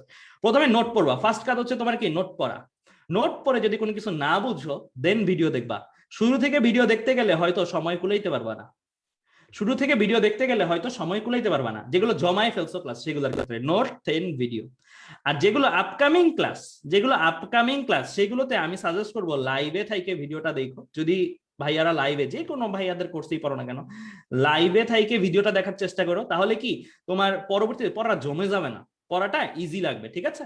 দেন তুমি নোটটা পড়বা। লাইভ ক্লাস থাকলে আপকামিং গুলা লাইভে থাইকে ভিডিওটা দেখো, দেন নোট করো। যদি কোনো কারণে লাইভে না জয়েন করতে পারো তাহলে এই স্ট্র্যাটেজি, নোট দেন ভিডিও। আর যদি লাইভে করতে পারো তাহলে এটাকে অ্যাপ্রিসিয়েট করি আমি, লাইভ দেন নোট। কিন্তু আগে জমানো থাকলে অনেক কিছু, তখন তো কিছু করার নাই, নোট দেন ভিডিওই দেখতে হবে। বাট অবশ্যই এইগুলা কোন জায়গায় ফেলতে হবে জানো? এইগুলা ফেলতে হবে এই যে এই জায়গায় প্যাকেট প্যাকেট করে ফেলতে হবে, এই যে এই জায়গাটা আছে না, এই জায়গায় প্যাকেট করে করে ফেলতে হবে, ঠিক আছে? সো এক একটা প্যাকেটের মধ্যে জায়গা দিতে হবে এক একটা চ্যাপ্টারকে, মানে আমি এই চ্যাপ্টারটা এত দিনের মধ্যে শেষ করব, এই চ্যাপ্টারটা এত দিনের মধ্যে শেষ করব। টার্গেট মাস্ট, এগুলো সবগুলো বোঝাচ্ছি কি, এই যে লালগুলা কি বোঝাচ্ছে, টার্গেট, এক একটা টার্গেট। সো টার্গেটটা মাস্ট, টার্গেট নিয়ে নিয়ে নিয়ে নিয়ে তারপরে আগাতে হবে। Okay fine.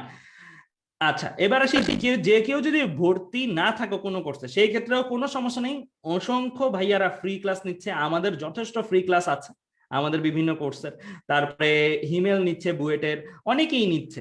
সো অনেকে ফ্রি ক্লাস নিচ্ছে এন্ড খুবই কোয়ালিটি সম্পন্ন ক্লাসই তারা নিচ্ছে। তো ফ্রি ক্লাসগুলা যেগুলো আছে প্রথমে জানিয়ে নিবা যে কোথাকার ফ্রি ক্লাসটা অ্যাকচুয়ালি তোমার জন্য সুইটেবল। ফ্রি ক্লাস অনেক ধরনের, ক্লাসের মধ্যেও কিন্তু ক্যাটাগরি আছে, এটাতেও আসতেছি আমি, ক্লাসের মধ্যেও ক্যাটাগরি আছে। এমন সংখ্যক ক্লাস আছে কয়েকটা জায়গায় যে এত বড় ক্লাস বা এত সংখ্যক ক্লাস যেটা তোমার অ্যাকচুয়ালি এখন করার মতন সময় সুযোগ নাই। ক্লাস কিন্তু আমরাই যে টিচার আমরাই কিন্তু অনেকভাবে নিই, মাঝে মাঝে আমরা নেই, মাঝে মাঝে শেষ মুহূর্তে প্রস্তুতির জন্য একভাবে, যেটা লম্বা কোর্স সেটার জন্য একভাবে, যেটা দ্রুত পড়ে যাবে সেটার জন্য একভাবে, মানে এক একটা কোর্সের জন্য আমরাই কিন্তু এক এক রকম ভাবে ক্লাস নেই, ডিপেন্ড করে কার জন্য ক্লাসটা নিচ্ছি সেইভাবে নিই। তো তুমি চিন্তা করে নিবা যে তুমি আর ওই সময়টা আছে কিনা, ফুল ডিউরেশনটাকে দেখবা কত ডিউরেশনের ক্লাস, ওই ডিউরেশনটা তুমি কভার করতে পারবা কিনা, ঠিক আছে? আর অল্টারনেটিভ সলিউশন সবগুলো চিন্তা করে দেখবা যে কোনটা তোমার করলে ভালো হয়। এন্ড ফ্রি ক্লাসগুলোরও কিন্তু নোট থাকে, যেই গ্রুপের ফ্রি ক্লাসই হোক না কেন নোটটা মাস্ট, নোট করা, নোট সংগ্রহ করা মাস্ট, নোট মাস্ট, এটা লাগবেই, তুমি যেখানেই করো, এটা ফ্রি বা পেইড যেখানেই করো তোমার নোট লাগবেই, ঠিক আছে? সো ফ্রি ক্লাসের ক্ষেত্রে আমার সাজেশন হচ্ছে ডিউরেশনটা দেখে নিও, অনেক ক্ষেত্রে আমরা অনেক লম্বা ডিউরেশনের ক্লাস নেই, সেই লম্বা ডিউরেশনের ক্লাসটা তোমার জন্য মাইট বি পরীক্ষার আগের দিন রাতে ওইটা ক্ষতিকারক, এটা ক্ষতিকারক তোমার জন্য। পরীক্ষার আগের দিন রাতের জন্য একটা ভিডিও উপকারী আবার ক্ষতিকারক, ডেফিনিশন কিন্তু আলাদা। নর্মালি একটা ভিডিও অনেক ভালো অনেক কোয়ালিটি সম্পন্ন, কিন্তু পরীক্ষার আগের দিন রাতের জন্য না সেটা, ঠিক আছে? তো বুঝে নিতে হবে তুমি কোন মোমেন্টে আসো, সেই মোমেন্ট অনুসারে এখন সাজেশন থাকবে যে যত ডিটেলস পারা যায় কভার করো, পরীক্ষার আগে এসে তুমি চিন্তা করে নিও যে অ্যাকচুয়ালি কোনটা তুমি ফাইনালি দেখে যাইতে পারবা, হজম করতে পারবা কোনটা। ওকে দেন অ্যাডমিশনেরটা নিচে লিখি ভাইয়া, অ্যাডমিশনের জন্য কয়েকটা ব্যাপার আছে, যেমন ফিজিক্সের ক্ষেত্রে আমি আসি, P1 এর দিয়ে বুঝাই তোমাদের। P1 একটু আগে তোমাদের আমি সিলেবাসটা দেখতেছিলাম, P1 এর যারা যারা আসো 22 ব্যাচের, একটু আগে তোমাদের সিলেবাসটা দেখতেছিলাম আমি, দাঁড়াও সিলেবাসটা আমি বের করি তাহলে তোমাদের বুঝাইতে পারবো আমি। হ্যাঁ যেমন ফিজিক্স 1 এর জন্য তোমাদের চ্যাপ্টার আছে কি কি, চ্যাপ্টার 1 আছে, চ্যাপ্টার 1 এর আংশিক অংশ আর কি আছে, ভেক্টর আছে, তারপরে আছে কি কি, তারপরে 4, 5, 6, 7, 8, 10, 6, 7, 8, 10 এখানে ব্যাপার আছে অ্যাডমিশনের জন্য। এইচএসির জন্য তো পড়ে ফেললা, যা আছে তা পড়ে ফেললা, বাট এইচএসির জন্য যেটা আছে সেটা অ্যাডমিশনে কয়েকটা জায়গায় ভূমিকা রাখবে। যেমন এখানে কে নাই, এই জায়গাটার মধ্যে কে মিসিং, এই জায়গাটার মধ্যে 3 মিসিং, এই 3টাকে না পড়লে তুমি কিন্তু 4-এ আটকাবা, তুমি কিন্তু 5-এ আটকাবা, তুমি কিন্তু অনেক সময় এই জায়গাতেও আটকাবা। ঠিক আছে, মোট কথা তুমি যাত্রা পথে বিভিন্ন জায়গায় আটকাবা। এখন তোমরা কি তার মানে 3 পড়ে ফেলবা অ্যাডমিশনের জন্য? পড়ে ফেলতে পারলে তো খুবই ভালো, বাট না পড়ে ফেললে অ্যাডমিশনের জন্য আমাদের সাজেশন হচ্ছে যারা যারা পরবর্তীতে মানে ধরো এইচএসসি পার্টটা পুরোপুরি চুকাই ফেলছো বা এইচএসসি পার্টটা তুমি পড়ছো, তুমি সিরিয়াস ছিল মোটামুটি, তাদের জন্য আমরা বলবো যে এই ক্ষেত্রে সিনিয়র বা অভিজ্ঞ কারো পরামর্শে পড়াশোনা করতে। অ্যাডমিশন ভাই জীবনে একবারই আসবে, সো অভিজ্ঞ কারো পরামর্শে পড়বা। পরামর্শ বলতে কি বুঝাচ্ছি? পরামর্শ বলতে বুঝাচ্ছি ওইখানে কিন্তু তুমি সব পড়ে ফেললেও হবে না, আবার তোমার অ্যাডমিশন কিন্তু টেকনিক আছে, তুমি যদি সব পড়ো তাইলেও কিন্তু তুমি মনে রাখতে পারবা না সবকিছু পরীক্ষার আগে। আবার তুমি যদি টেকনিক ওয়াইজ অল্প অল্প পড়ো তাও কিন্তু তুমি ভালো করবা ইচ্ছে। ঠিক আছে, অ্যাডমিশনে কিন্তু কয়েকটা ব্যাপার আছে। সো এই ক্ষেত্রে আমি বলবো ধরো সাপোজ 4-এর জন্য 3 লাগে সত্য, বাট 3-এর সব লাগে না, 3-এর কিছু অংশ লাগে। সো অভিজ্ঞ কেউ যার কাছে পড়তেছো সে তোমাকে এখানে সাজেস্ট করতে পারবে 4 পড়ার জন্য তোমার 3-এর কতটুকু পড়তে হবে, 3-এর কোন অংশটা দরকার, সে তোমাকে ততটুকু পড়ায় দেন 4 পড়াবে। সে তোমাকে ততটুকু পড়ায় দেন 4 পড়াবে। তেমনি ভাবে সামনেও আরো অনেক আসতেছে যে 7, 8, তারপরে তুমি যখন তোমাদের তরঙ্গ নাই, আমি যেটা দেখতেছি তোমাদের তরঙ্গ নাই, তো তরঙ্গ না থাকলে কিন্তু আবার ফিজিক্স সেকেন্ড পেপারে যাও, ফিজিক্স সেকেন্ড পেপারে ভৌত আলোক বিজ্ঞান P2 তে ভৌত আলোক বিজ্ঞান যেটা আছে, অর্থাৎ তোমাদের P2 তে চ্যাপ্টার 7, এটার সাথে এটা কিন্তু রিলেটেড লিংক, এটা তোমার মুখস্থ করতে হবে, যেটা এখন এইচএসসি 21 ব্যাচের ক্ষেত্রে অনেকের করতে হচ্ছে। ঠিক আছে, সো এই যে এই জিনিসগুলো তোমাকে সাজেস্ট করতে হবে। সো অ্যাডমিশনের জন্য আমার সাজেশন থাকবে অলওয়েজ, অ্যাডমিশনের জন্য আমার সাজেশন থাকবে অলওয়েজ এই ক্ষেত্রে একটা কোর্সে ভর্তি হয়ে যাও। অ্যাডমিশন কোর্স লাগবে, অ্যাডমিশন বাসায় বসে চান্স পাইছে এই নজিরগুলো কম, আর অ্যাডমিশন যেহেতু লাইফে একবারই আসে এটা নিয়ে রিস্ক নিও না। হ্যাঁ, এইচএসসির জন্য বাসায় বসেও আমার মনে হয় অনেকে কভার করেও ফেলতে পারো এইচএসসিটা, কিন্তু অ্যাডমিশনের জন্য আমি বলবো সব পড়লেও ভুলে যাওয়া, মানে তুমি 3 সব পড়লা 4 সব পড়লা, কারণ মাথায় রেখো এইচএসসি তুমি দিচ্ছ কিসের উপরে? এইচএসসি তে তুমি শুধু পি পরীক্ষা দিচ্ছ, P1 একদিন, P2 একদিন, P3 একদিন, এইভাবে সরি C1 একদিন, C2 একদিন, এইভাবে দিচ্ছ। বাট অ্যাডমিশনের ক্ষেত্রে কিন্তু তোমার 6টা জিনিস একবারে দিতে হবে, 6টা জিনিস, তাই না? অ্যাডমিশনের জন্য তোমার কিন্তু 6টা জিনিস P1, P2, C1, C2 সব মিলাই দিতে হবে আর কি, M1, M2 এরকম করে সব মিলাই দিতে হবে। তো তখন তোমার এত এত ইনফরমেশন মাথায় রাখা সম্ভব হবে না, এত এত ইনফরমেশন মাথায় রাখা সম্ভব হবে না। তোমার অবশ্যই প্রায়োরিটি সেট করতে হবে। প্রায়োরিটি সেট করতে হবে কিভাবে? আচ্ছা আমার এই জিনিসটা বেশি লাগবে, এটা আমার 5 স্টার,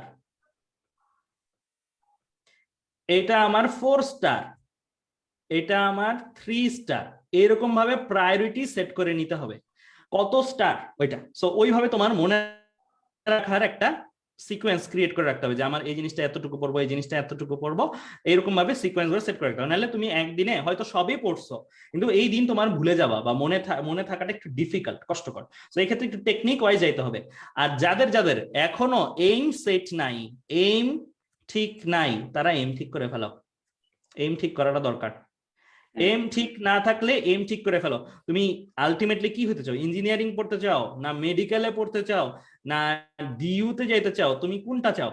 সো এই জিনিসটা একটু আগে থেকে একটু নিজে একটা সিদ্ধান্তে চলে আইসো, মানসিকভাবে একটা সিদ্ধান্তে চলে আইসো। সিদ্ধান্তটা দরকার, কারণ সিদ্ধান্তটা ছাড়া তুমি অ্যাকচুয়ালি কি জোরটা বুঝবা না, যে তোমার আসলে কোন জায়গায় জোরটা দেওয়া উচিত সেটা বুঝবা না।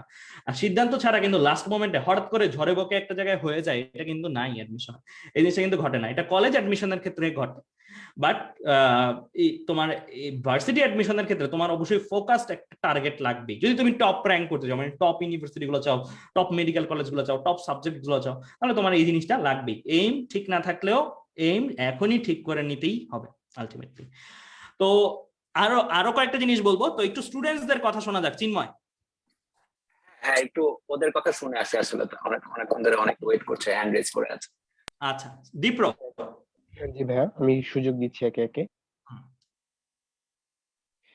প্রথমেই একদম হচ্ছে ফারহান ফাতিন, আপনাকে আনমিউট করছি, আপনি আপনার প্রশ্নটি করতে পারেন।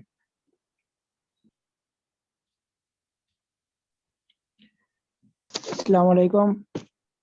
ওয়ালাইকুম আসসালাম। হ্যাঁ দাও। জি আসলে আমার তো মানে কোনো কিছু গোছানো আকারে প্রস্তুতি নেওয়া নাই।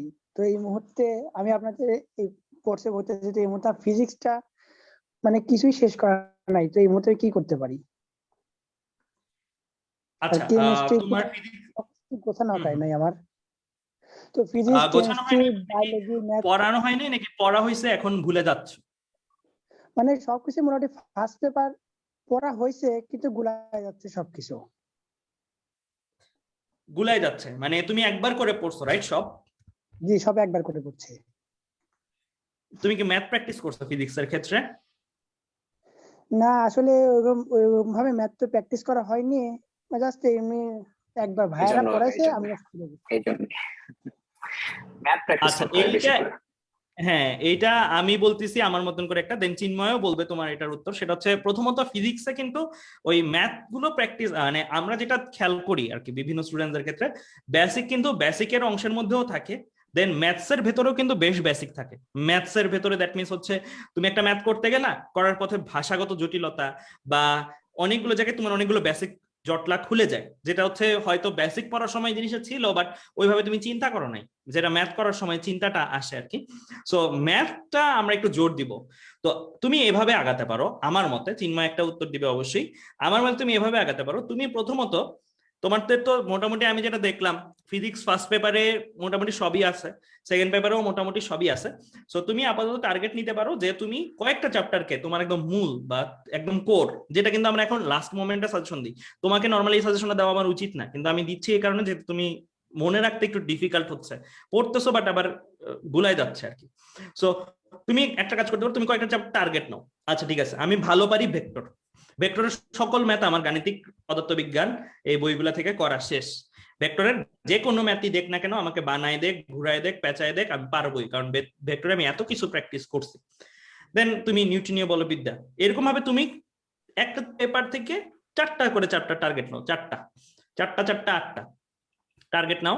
টার্গেট নিয়ে তুমি ওই চ্যাপ্টারের বেসিক পড়ার পরই ম্যাথ করবা, এন্ড ম্যাথ করতেই থাকবা। যেই ম্যাথগুলো ভুল যাচ্ছে ওই ভুল যাওয়া ম্যাথগুলো তুমি একটা আলাদা খাতায় লিখবা মাস্ট।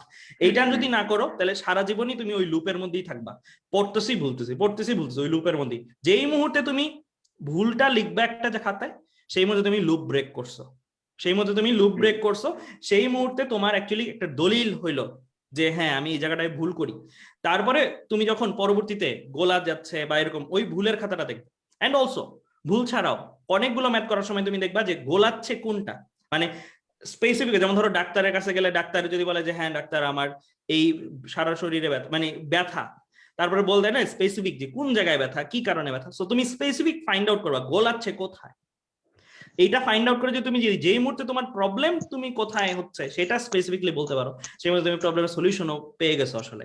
ঠিক আছে, সো ভুলের একটা খাতা লাগবে, ভুলের খাতা দিয়ে করবা।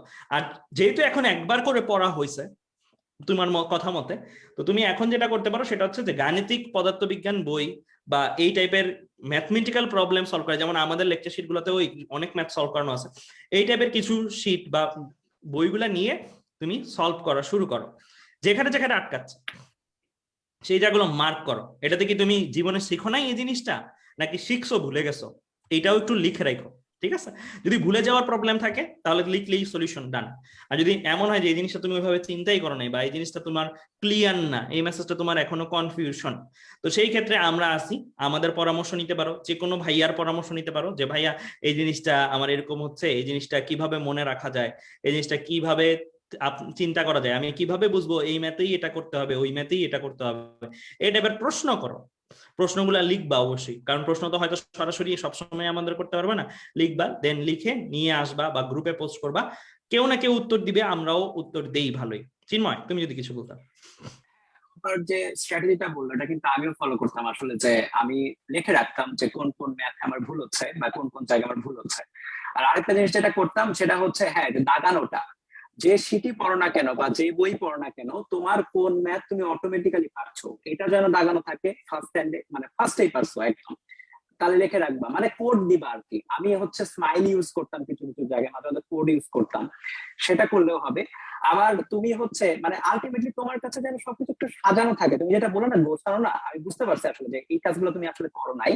তুমি যদি এই কাজগুলো আজ কালকে থেকে করা শুরু করো, যেমন একটা চ্যাপ্টার দেখো ট্রায়াল দাও, তুমি হচ্ছে যেগুলা ম্যাথ ফার্স্টে মনে করো পারো, যেটা ইজি লাগে ওগুলা হচ্ছে দাগিয়ে রাখবে একভাবে, হয়তো পেন্সিল দিয়ে দাগালা। এবং যেগুলা করতে তোমার বেশি সমস্যা হয় এবং আটকে যাও, প্রায় আটকে যাও, ওগুলা হয়তো আরেকটা কালি দিয়ে দাগালো। ধরো যে তুমি ব্লু কালার দিয়ে দাগাইতে পারো, কিংবা হচ্ছে রেড কালার দিয়ে দাগাইতে পারো, বা মানে মার্ক করতে হবে তোমার, তুমি যেন বুঝতে পারো তুমি তো ইউজার আসলে, রাইট? তুমি তো বইতে আর বা লেকচার শিখলো তো ইউজার, সো তুমি ইউজার যেন বুঝতে পারে যে তার কোন কোন জায়গায় আসলে সমস্যা। অপার আসলে বলেই দিয়েছে কি করতে হবে। তার সাথে আমি আরেকটা জিনিস অ্যাড করতে চাই, সেটা হচ্ছে তুমি ধরো যে সাপোজ তুমি একটা স্পেসিফিক একটা টাইপের ম্যাথ তোমার বারবার ভুল যায়, তুমি যতবারই করো তোমার ভুল যায়, তুমি মনেই রাখতে থাকতে পারো না। সো তুমি ওটাকে একটু টার্গেট করবা। টার্গেট করারটা এরকম যে তুমি মানে করবাই ওইটা সামহাও, তোমার মনে একটা জেদ চলে নিয়ে আসতে হবে। জেদ যখন আসবে তখন তুমি এটা করবা, ওটার পিছের বেসিকটা একটু ঝালাই করবা যে কি ছিল আসলে বেসিক, একটু ফিরে যাবা, হয়তো ক্লাস আছে এটার কারণে বা এটার কোন একটা ক্লাস ছিল, ওটা একটু দেখবা যে ভাই এখানে কি বলছিল যেটা আমি মিস করছি, প্রত্যেকটা খুঁটিনাটি দেখবা। আর আরেকটা জিনিস যে ধরো ওই ম্যাথটাই তুমি একটা টার্গেট নিবা, যে অপর একটা বললো না একটা ভুলের খাতা, তুমি তো ভুলের খাতা কিন্তু দলিল করতেছো, সো তুমি একটা টার্গেট নিবা যে 4-5 দিন পরে ওটা রিভিজিট করলে তুমি যেটা না দেখে আপনি করতে পারো, এরকম টার্গেট নিবা। তোমার কাছে যেন টার্গেট থাকে যে হ্যাঁ এটা আমার ভুল যায়, এটা আমি পারতাম না, এইটা আমি আজকে দেখেছি, আমি পুরাটা বুঝেছি, আমি মিলিয়েছি ম্যাথটা। এরপরে 4-5 দিন পরে তুমি রিভিজিট করলে মানে তুমি কিন্তু নিজেই নিজেকে একটা টেস্ট করছো। সত্যি কথা বলতে ফিজিক্সে প্র্যাকটিস করা আর টেস্ট করা, নিজেকে টেস্টের মানে যত তুমি প্র্যাকটিস করবা, যত তুমি বাসায় বসে ভুল করবা, তত বেশি শিখবা। আমি প্রতিটা পরীক্ষার আগে বাসায় বসে নিজেকে টেস্ট করতাম। মনে করো এক টাইপের ম্যাথ আমি করেছি, সাপোজ একটা টাইপের ম্যাথ আমি করেছি, দেখবা যে প্রায় বইয়ে অনেক জায়গায় ওই টাইপের তোমার হচ্ছে নিজে করার জন্য ফর প্র্যাকটিস কিছু এক্সট্রা ম্যাথ দেওয়া, অনেকে ওটা করে না, কিন্তু ওটা কিন্তু করতে হয় আসলে নিজেকে টেস্ট করার জন্য, আমি এটা বুঝলাম কিনা এটা টেস্ট করি। সো যত বেশি বাসায় ভুল করবা তত বেশি পরীক্ষার হলে ভুল কম হবে। আর যারা বাসায় ভুলই করে না মানে টেস্টই করে না, পরীক্ষার হলে অনেক বেশি ভুল করে। সত্যি কথা এটাই, যারা চান্স পায় বিভিন্ন জায়গায়, যারা ভালো করে তারা কিন্তু ভুল থেকেই শেখে, মানুষজন কিন্তু ভুল থেকে শেখে। ফিজিক্সের ক্ষেত্রে এটাকে একদম চিরন্তন সত্য, যে মানে কেউ এমন না যে ফার্স্ট হবে সব পরীক্ষায়, সেও কিন্তু এমন না যে প্রত্যেকবারই প্রথমবারই সে পারবে বা তার গোলায় নাই। ফিজিক্সে বা কেমিস্ট্রি ম্যাথে মানে সায়েন্সের সাবজেক্ট গুলোতে সবাই আটকায়। সো আটকানো থেকে শিখতে হবে যে ওইটা ঝালাই করে নিয়ে নেক্সট টাইম 4-5 দিন পরে জাস্ট একটু টাইম নাও। 4-5 দিন পর সাপোজ একটা ম্যাথ সাপোজ ধরো যে তোমার একটা ম্যাথের প্রচন্ড সমস্যা, বুঝতেইছো না, একটু টাইম দিয়ে ওটা শেখো, 4-5 দিন পরে রিভিজিট করো, রিভিজিট করে দেখো এটা তুমি পারো কিনা। তাহলে আমার মনে হয় যে এভাবে যদি করো তাহলে হচ্ছে বাসায় ভুল হবে কিন্তু পরীক্ষার হলে ভুলটা কমে যাবে। আর সত্যি কথা বলতে তোমার কিন্তু 100-100 পাইতে হবে না, কিন্তু যেটা অফার বললো 90%, পার্সেন্টেজ মানে কি 100-100 না, কিন্তু বেশিরভাগ যেন পারা যায়, ভুলের সংখ্যা যেন কমে যায়। ভুলের খাতা তুমি যখন করবা তখন দেখবো যে ভুল অনেক বেশি, কিন্তু যখনই তুমি ভুলের খাতা করতে করতে অভ্যস্ত হবা 1 মাস 2 মাস পরে তুমি দেখবা তোমার ভুলের সংখ্যা কমে যাচ্ছে। এবং তোমার যেটা বলে যে পারফেকশনটা আসতেছে। দেখো চিন্তা করো যে তুমি যদি ক্রিকেটীয় ভাষাই দেখো যে কভার ড্রাইভ মনে করো খুব কিছু ব্যাটসম্যান আছে তারা পারফেক্টলি খেলে, তারা কি এই জন্ম থেকে পারফেক্টলি খেলে কি মনে হয়? নো, তারা টেকনিক শিখেছে, টেকনিকে ভুল ছিল, তাদের কোচ সেগুলো ঠিক করে দিয়েছে, তাদের মনে আগ্রহ ছিল শেখার জন্য, এবং তারা কিন্তু মানে লাস্টে ওটা করতে পারছে। সো মানে পড়াশোনাটাও কিন্তু এরকম চর্চার জিনিস আসলে। সো তোমার টেকনিক ঠিক রাখতে হবে আর তোমাকে শিখতে হবে, শেখার আগ্রহ যদি তুমি থাকে তাহলে দেখবে যে ভুলের সংখ্যা কমে যাবে। মানে আমাদের আলটিমেট গোল কিন্তু ওইটাই হবে, ভুলের সংখ্যা কমে যাওয়া, এবং ভুল কমতে কমতে দেখবা যে তুমি নিয়ার পারফেকশন অনেকটাই করে 90%-এর উপরে দেখবা যে চলে আসছে তোমার। সো এটা নিয়ে টেনশন করার কিছু নেই, এটা আস্তে আস্তে কিন্তু তোমার হয়ে যাবে, টাইম আছে, পারফেকশন আস্তে আস্তে চলে আসবে। ঠিক আছে? জি ভাইয়া। আচ্ছা, ধন্যবাদ আপনাকে। আমরা নেক্সটে চলে যাচ্ছি আসিফের কাছে, আপনাকে আনমিউট করা হচ্ছে। আসসালামু আলাইকুম ভাইয়া। ওয়ালাইকুম সালাম আসিফ, শোনা যাচ্ছে, বলো।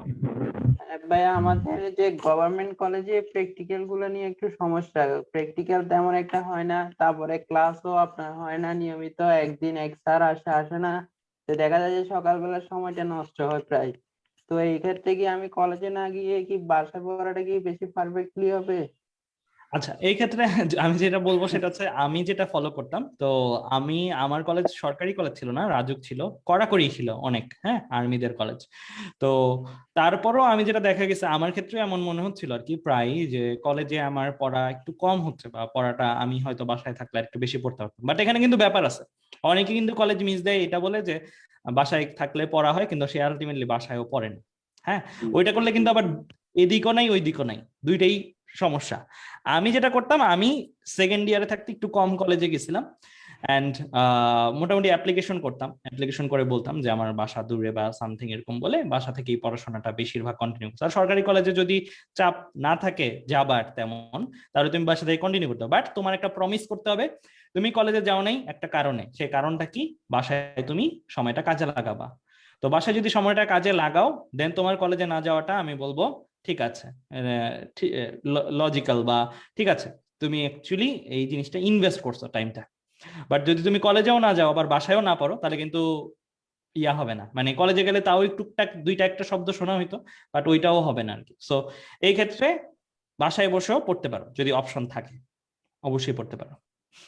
আর ভাইয়া আমাদের প্র্যাকটিক্যাল নিয়ে আপনাদের থেকে কিছু পাইলে, মানে কোনো ক্লাস প্র্যাকটিক্যালের উপর আচ্ছা পাইলে ভালো হতো আমাদের।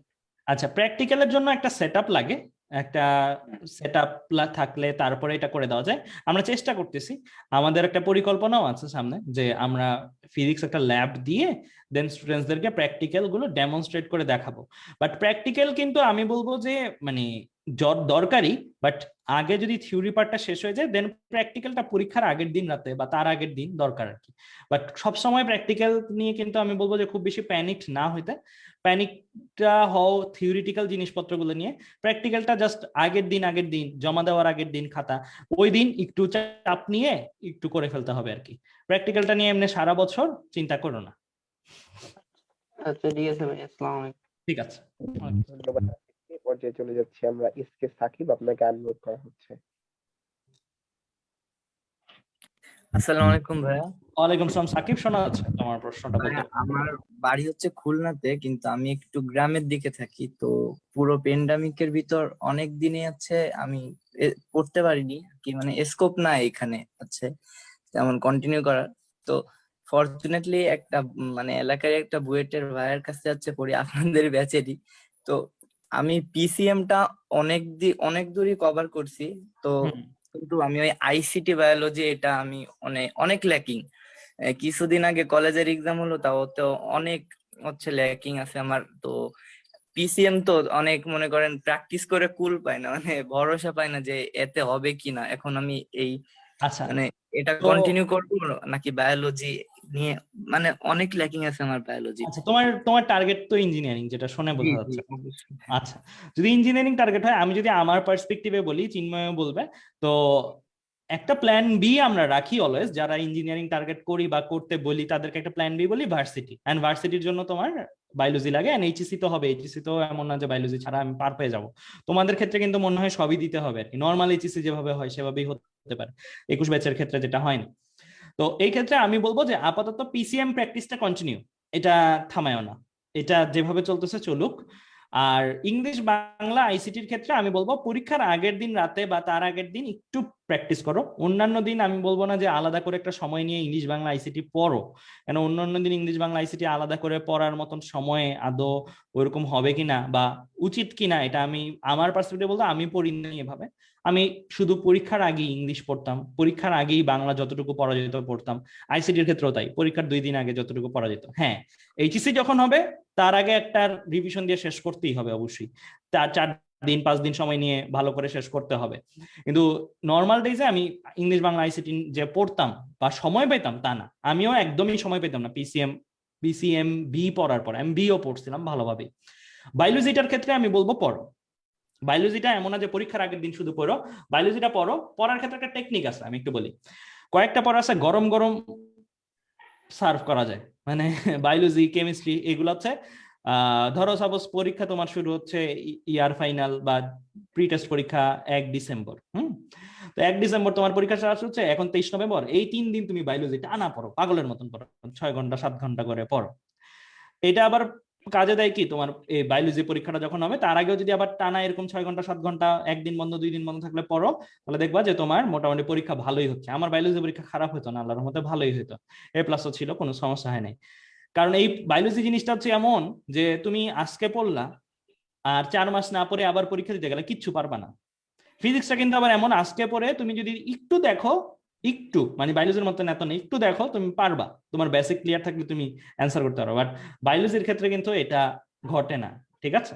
তো এর জন্য আমি বলবো বায়োলজি পরীক্ষা যদি দেখো আসন্ন একটা পরীক্ষা আছে, পরীক্ষার আগে 5 দিনের একটা সময় নাও, আলাদা একটা 5 দিনের সময়, পরীক্ষা যবে হয় তার আগে, পরীক্ষারও আগে 5 দিন একটা সময় নিবা। ওই 5 দিন তুমি টার্গেট নিবা, যদি 12টা চ্যাপ্টার থাকে তুমি 7টা চ্যাপ্টার 8টা চ্যাপ্টার পড়ে রাখবা, এন্ড 7টা চ্যাপ্টার 8টা চ্যাপ্টার রিভাইজ দিবা। পরীক্ষা যদি একদিন বন্ধ থাকে একদিন রিভাইজ দিবা, আর বাকি যে 4টা চ্যাপ্টার দেখলা না, ওই 4টা চ্যাপ্টার হচ্ছে 2টা বা 3টা চ্যাপ্টার।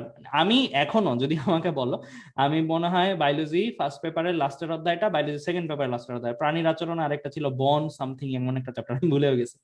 এই দুটো চ্যাপ্টার আমি এখনো, বিশ্বাস করো বা না করো, আমি এখনো ভাইয়া পড়িনি, আমি বাদ দিয়ে দিয়েছিলাম, একদম বাদ দিয়ে দিয়েছিলাম। এইচএসসিতেও পড়িনি, এই দুটো চ্যাপ্টার ছাড়াই A+ পাইছি। সো এই দুটো চ্যাপ্টার একদম বাদ দিয়েছিলাম আমি। তো আমি বলবো না যে বাদ দিতে, যদি একান্ত দেখো সময় নাই, একান্ত দেখো সময় নাই, তাহলে এইরকম 1টা বা 2টা চ্যাপ্টার লাস্টের দিকে বাদ দিতে পারো, মানে একটু কম পড়তে পারো, হয়তো একটু আইডিয়া আছে কি কি আসতে পারে। এমসিকিউ তো লাগবে, তোমাদের ক্ষেত্রে তো আর এমসিকিউ তে অপশন নাও থাকতে পারে 21 ব্যাচের মতন, তো তখন একটু দেখে রাখবা আর কি। তো এটা হচ্ছে আমার সাজেশন। চিন্ময়, এখানে যদি তোমার কিছু বলার থাকে।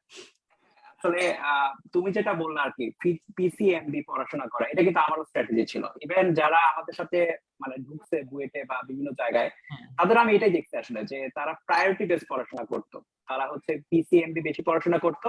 আর বাদ বাকি গুলা বাংলা ইংলিশ আইসিটি তে কম টাইম, অনেক কম, ইভেন এমন হতো যে আমরা টাইমে দিতাম না।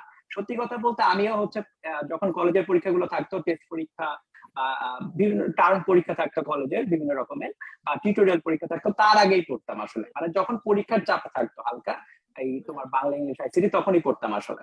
সো এইচএসসি পরীক্ষার আগে আমার মনে আছে যে টানা 5 দিন টাইম নিয়ে একদম মনে করো যে বাংলা পড়া শুরু করে দিয়েছিলাম ফার্স্ট পেপার। সো এরকম করছিলাম, এবং এটা নিয়ে কিন্তু কারো কোনো সমস্যা হয়নি আমাদের কারোই আসলে, মানে ওভারঅল আমরা খুব ভালো রেজাল্টই করতে পারছি। সো ওইটা নিয়ে কোনো সমস্যা হবে না যে বাংলা ইংলিশ আইসিটি পড়তে পারতেছো না। তোমার যদি সাপোজ যে তুমি পিসিএম যেহেতু আগিয়েছো ভালোই, সো তোমার কাছে একটু কিন্তু টাইম আছে, অবসর টাইম আছে, যে তুমি একটু হলেও মানে টাইমটা দিতে পারো। সো সেক্ষেত্রে তুমি টাইমটা চাইলে একটু একটু করে ইনভেস্ট করতে পারো। কিন্তু ওইটাই তোমার পিসিএমবি কিন্তু মনে করো যে মেইন প্রায়োরিটি হতে হবে। কারণ তোমাকে বুঝতে হবে যে এসএসসি টা একটা স্টেপের মতো আসলে, মানে আলটিমেট গোলের এইচএসসি টা একটা স্টেপ, সরি এইচএসসি টা একটা স্টেপ আসলে, এটা আলটিমেট গোল না কিন্তু। সো এই স্টেপটা যেন তুমি 90% মার্ক কভার করতে পারো পিসিএম এম এ অন্তত, তুমি যেহেতু ইঞ্জিনিয়ারিং প্রিপারেশন নিচ্ছ, আর যারা মেডিকেল প্রিপারেশন নিবা তারা যেন অন্তত A+টা ভালো মতো পেয়ে যাও, এতটুকু জাস্ট শেয়ার করো। তোমাকে এখানে 100 তে 100 পেতে হবে না, কিন্তু তোমার অ্যাডমিশনে গিয়ে যতটা বেশি মার্ক তোলা যায় আর কি, সেইভাবে প্রিপারেশন নিতে হবে, যে অ্যাডমিশনটা স্পেসিফিক সাবজেক্টের উপরেই হয়। সো এটা আমি সত্যি কথা বলতে একদম 11 থেকে স্টার্ট করে দিয়েছিলাম এভাবেই, যে যে জায়গায় পরীক্ষা দেই না কেন, কলেজে দেই, এইচএসসি তে আমার ফার্স্ট হওয়া লাগবে না আসলে, আমার আলটিমেট দায়িত্ব হচ্ছে মানে অ্যাডমিশনের চান্স পাওয়া। সো ওইটার কারণে, ওইটার জন্য আমি যেসব সাবজেক্ট বেশি পড়া দরকার, বেশি প্রায়োরিটি দিয়ে পড়া দরকার, ওগুলো আমি বেশি হয়তো টাইম ইনভেস্ট করছি, আর যেগুলোতে কম দিলেও হয় সেগুলোতে কম টাইম ইনভেস্ট করছি, ঠিক আছে? মানে এসএসসির সাথে এইচএসসি কিন্তু এই একটা ডিফারেন্স থাকে, এবং এটা বুঝতে কিন্তু অনেকের সময় চলে যায়, যেটা অনেকেরই হয়েছে, 22 ব্যাচের অনেকেরই হয়েছে, যেটা দেখতে পাচ্ছি আমরা, যে তারা এখনো বুঝতে পারে নাই আসলে যে কতটুকু কোনটা প্রায়োরিটি দিয়ে পড়বে। কিন্তু যত তাড়াতাড়ি বুঝবা আসলে ততই ভালো, এখনো টাইম আছে, এখন থেকেই তুমি যদি প্রায়োরিটি বেস একটু পড়াশোনা করো, হয়ে যাবে। প্রায়োরিটি বেস পড়াশোনা করলে হয়ে যাবে, খুব একটা সমস্যা হবে না। আর তুমি যদি মনে করো যে ইংলিশ বাংলা আইসিটি পড়োই নি, হ্যাঁ, তাও যদি এরকম থাকো, জাস্ট পরীক্ষার আগে টাইমটা একটু বেশি ইনভেস্ট করবা। আর তোমার যদি আগে একটু টাইম পাও, মাঝে মধ্যে যদি একটু অবসর টাইম পাও, মনে হয় যে পাবজি খেলি 1-2 ঘন্টা, ওই পাবজি খেলার 1-2 ঘন্টার জায়গায় হয়তো 30-40 মিনিট হয়তো তুমি একটু এই সাবজেক্ট গুলোতে একটু ইনভেস্ট করলে আর কি। কারণ সত্যি কথা বলতে এই যে স্টাডিতে টাইম ইনভেস্ট করলে না, এটা মানে কখনো বিফলে যায় না, কোনো না কোনো জায়গায় তোমার কাছে লাগবে। তো এভাবে চলতে পারো, কিন্তু প্রায়োরিটিটা আগে যেসব সাবজেক্টে বেশি থাকে ওগুলোকে দিয়ে তারপরে এই কাজটা করতে হবে, ঠিক আছে? জি ভাইয়া, ধন্যবাদ। আচ্ছা, ধন্যবাদ আপনাকে। তো ভাই, এই পর্যায়ে একটা আমি লিখিত প্রশ্ন নিতে চাচ্ছি। তো আমাকে হচ্ছে একজন পরিচয় গোপন সূত্রে জানিয়েছেন যে তিনি এইচএসসি পর থেকে, মানে এইচএসসি তে ওঠার পর থেকে এখনো কোনো কিছু মানে বই ধরেনি আর কি। তো সো কিভাবে আগাইলে এখন বাকি সময়টাতে তার সিলেবাসটা কমপ্লিট করবে এটা জানতে চাচ্ছিল আর কি। আচ্ছা, তো এখনো বই ধরে নাই কমপ্লিটলি, কিভাবে আগালে এইচএসসির জন্য ভালো হয়? আচ্ছা, জি এটা খুবই কঠিন প্রশ্ন, উত্তর দেওয়াটাও খুবই কঠিন। এই ক্ষেত্রে আমি বলবো, যদি এমন হয়, যেহেতু আমরা যে দিন গণনা করলাম, দিন গণনাতে দেখতে পাচ্ছি 180 দিনের মতন আছে পরীক্ষা, যদি এখনকার পর্যন্ত নোটিশটা থাকে। 180 দিনের মধ্যে তার কভার করতে হবে সব সাবজেক্ট। তো আপাতত সাজেশন থাকবে কয়েকটা চ্যাপ্টার টার্গেট করা। যেমন এই ক্ষেত্রে আমাদের কাছ থেকে একটা সাজেশন নিতে পারে এরকম, যে ফিজিক্সের ক্ষেত্রে যদি আমি বলি, ভেক্টর পড়বে। ধরো আমি সিলেবাসটা ওপেন করি, তোমাদের আমি একটা সাজেশন দিতে পারি। এটা কিন্তু আবার সবার জন্য না, এটা হচ্ছে একমাত্র যে একেবারেই পড়ো নাই, বাকিদের জন্য সাজেশন কিন্তু পুরাটা পড়বা। এখনই বাদ দেওয়ার চিন্তা করো না, এখনো অনেক সময় আছে যারা একটু হইলেও পড়ছে। আচ্ছা, তো ভেক্টরটা পুরাটা পড়ো, নিউটনীয় বলবিদ্যা পুরাটা পড়ো, কাজশক্তি ক্ষমতা পুরাটা পড়ো, মহাকর্ষ অভিকর্ষ পুরাটা পড়ো, আদর্শ গ্যাস ও গ্যাসের গতিতত্ত্ব পুরাটা পড়ো। মানে আমি তোমাকে দুইটা চ্যাপ্টার আমি ইয়া করে দিয়েছি, গাঠনিক ধর্ম আর পর্যাবৃত্ত গতি। এই দুইটা চ্যাপ্টার একটু বলছি যে পরে পড়ো, বা একবারে সময় না পাইলে পড়ো না। দেন সেকেন্ড পেপারের জন্য যদি আমি আসি, সেকেন্ড পেপারের জন্য তাপগতিবিদ্যা অধ্যায় পুরাটা পড়ো, স্থির তড়িৎ পুরাটা পড়ো, চলতড়িৎ পুরাটা পড়ো, দেন নিউক্লিয়ার মডেল পুরাটা পড়ো। জাস্ট একদম শর্ট সাজেশন যদি দিই, 1 2 3 4টা। আধুনিক পদার্থবিজ্ঞানেও যেহেতু আংশিক আছে, আংশিক অংশটা পড়ো, এটা করলেও হয়ে যাবে। তো এটা গেল, আমি বলবো যে এইরকম ফিজিক্সে আমি সাজেশন দিয়ে দিলাম তোমার মুখে মুখে। তো এই সাজেশনটা অনুসারে তুমি পড়া শুরু করো, টার্গেট নাও, সময় বেশি লাগবে না। তোমাদের তো বললাম যে এক একটা পেপার পড়ার জন্য 18 দিন আছে, রাইট? বলতে গেলে তুমি 18 দিনও না, তুমি 10 দিনে 10 দিনে না 12 দিনে তুমি 4টা চ্যাপ্টার শেষ করতে পারবা ফিজিক্স ফার্স্ট পেপারের, যদি অ্যাকচুয়ালি সারাদিন পড়ো অ্যান্ড পড়ার মতন পড়ো।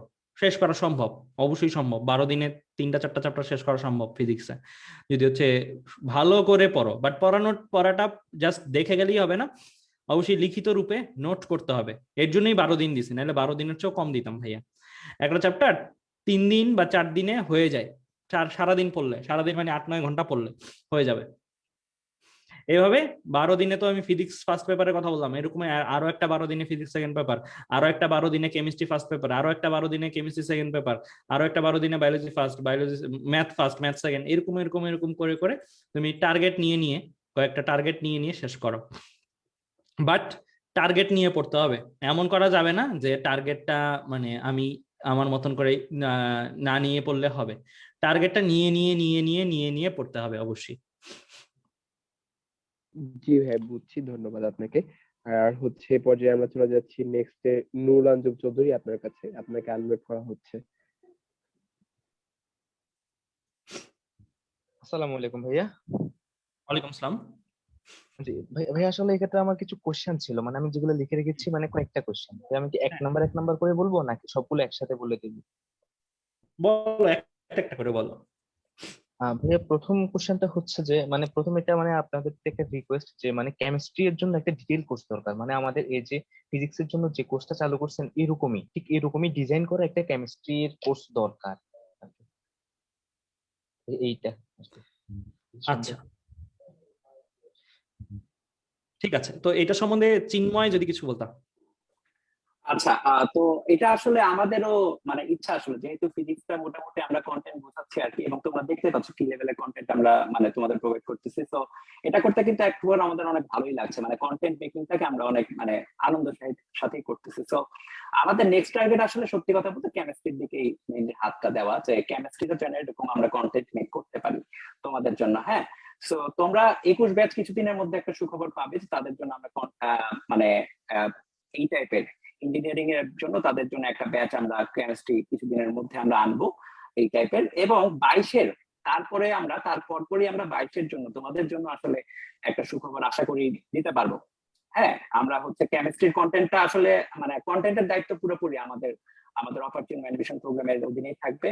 হ্যাঁ, আমরা এই কন্টেন্ট মেক করে হচ্ছে টিচারদের, খুব ভালো ভালো টিচারদের যাদের তোমরা চেনো, যারা খুব ভালো মতো কেমিস্ট্রি পড়ায়, তাদের মাধ্যমে হচ্ছে আমরা ক্লাসগুলো মানে নিতে তাদের অনুরোধ করবো আসলে। সো এইভাবে আমরা আসলে প্ল্যান করছি যে আমরা কন্টেন্টটা খুব স্ট্রং করে এবং টিচারটা স্ট্রং, মানে টিচার প্যানেল স্ট্রং করে যেন আমরা তোমাদের কেমিস্ট্রির জন্য কিছু একটা উপহার দিতে পারি আসলে।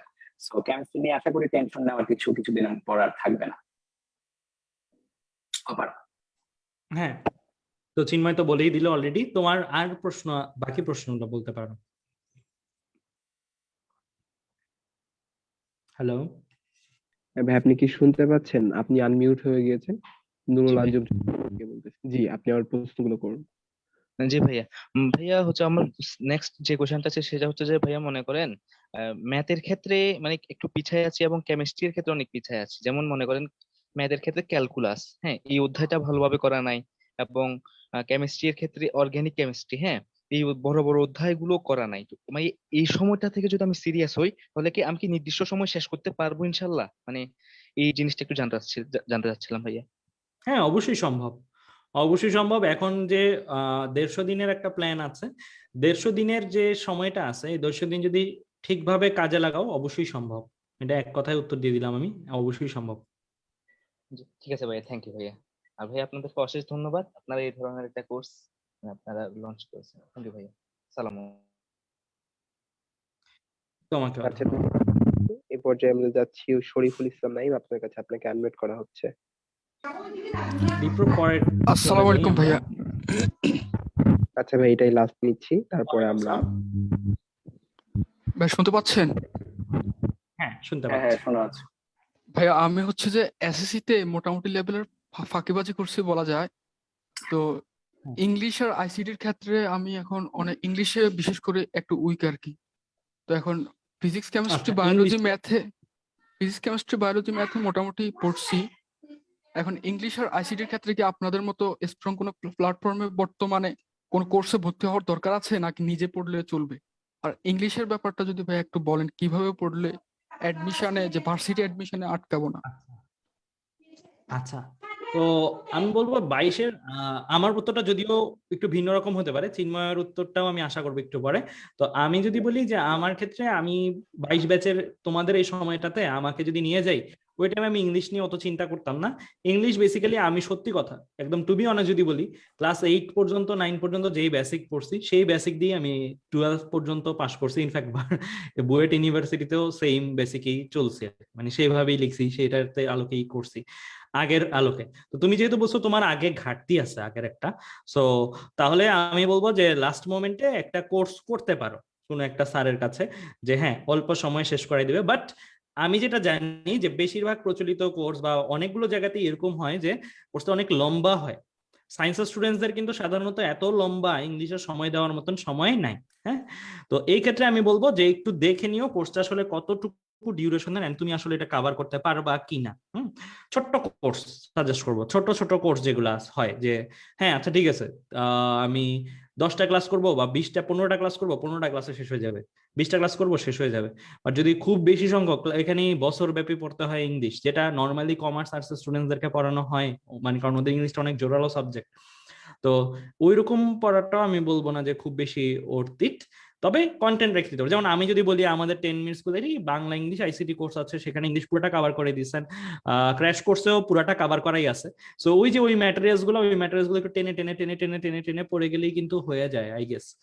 আর বেশি কিছু কিন্তু দরকার নাই ইংলিশে, মানে ইংলিশে যে একদম মানে খুব প্রো হওয়া দরকার আছে তা না, মানে মোটামুটি পরীক্ষায় যা আসে সেরকম পারফর্ম করতে পারলেই হয়। ঠিক আছে, তো ইংলিশ নিয়ে আমি বলবো আপাতত প্যানিক হয়েও না, যে কোনো একটা কোর্সে ভর্তি হয়ে থাকতে পারো। ওই কোর্সে ম্যাটেরিয়ালস গুলো থাকলো, ম্যাটেরিয়ালস গুলো তোমার পরীক্ষার আগে টাইনে টাইনে টাইনে টাইনে দেখে নিবা 2x স্পিড দিয়ে। জি ভাই, অসংখ্য ধন্যবাদ। আর ভাইয়া হচ্ছে একটা ভার্সিটি রিলেটেড প্রশ্ন এসেছে, যে হচ্ছে যদি কারোর ভার্সিটি ফার্স্ট চয়েস হয়ে থাকে তাহলে সে কিভাবে প্রস্তুতি নিবে এখন থেকেই, মানে বেসিকটা পড়াশোনা। আচ্ছা, ভার্সিটি যদি টার্গেট হয়ে থাকে তাহলে এখন থেকে আমার সাজেশন হবে যে ফিজিক্স কেমিস্ট্রি ম্যাথ বায়োলজি এই 4টা সাবজেক্টই জোর দিয়ে পড়া, যেটা সবার জন্য সাজেশন সেটাই তাদের জন্য। আর ভার্সিটি যদি একদম হতেই হবে এমন ভাবে টার্গেট থাকে যে আমার ভার্সিটি হতেই হবে, তাহলে আমার সাজেশন হচ্ছে ইঞ্জিনিয়ারিং প্রিপারেশন। শুনতে এটা অপশনালও জিনিসটা সত্য, যাদের ভার্সিটি টার্গেট থাকে বা দরকার তারা যদি ইঞ্জিনিয়ারিং প্রস্তুতি নেয় তাদের ভার্সিটিতে চান্স পাওয়ার রেটটাই আরো বেড়ে যায়। ভার্সিটি প্রিপারেশন নেওয়ার চেয়েও। কেন? কারণ ইঞ্জিনিয়ারিং প্রিপারেশনটা তুলনামূলক একটু কঠিন প্রিপারেশন। ওইটা যদি কেউ নিতে পারে তাহলে তার ভার্সিটির ম্যাথগুলো সহজ লাগতে শুরু করে। একটা এরকম আছে না যে একটা দাগকে কিভাবে না ধরে ছোট দেখাবো, ওই দাগের পাশে আর একটা বড় দাগ দাও, তাহলে ওই দাগটাকে ছোট লাগবে আগের দাগটাকে।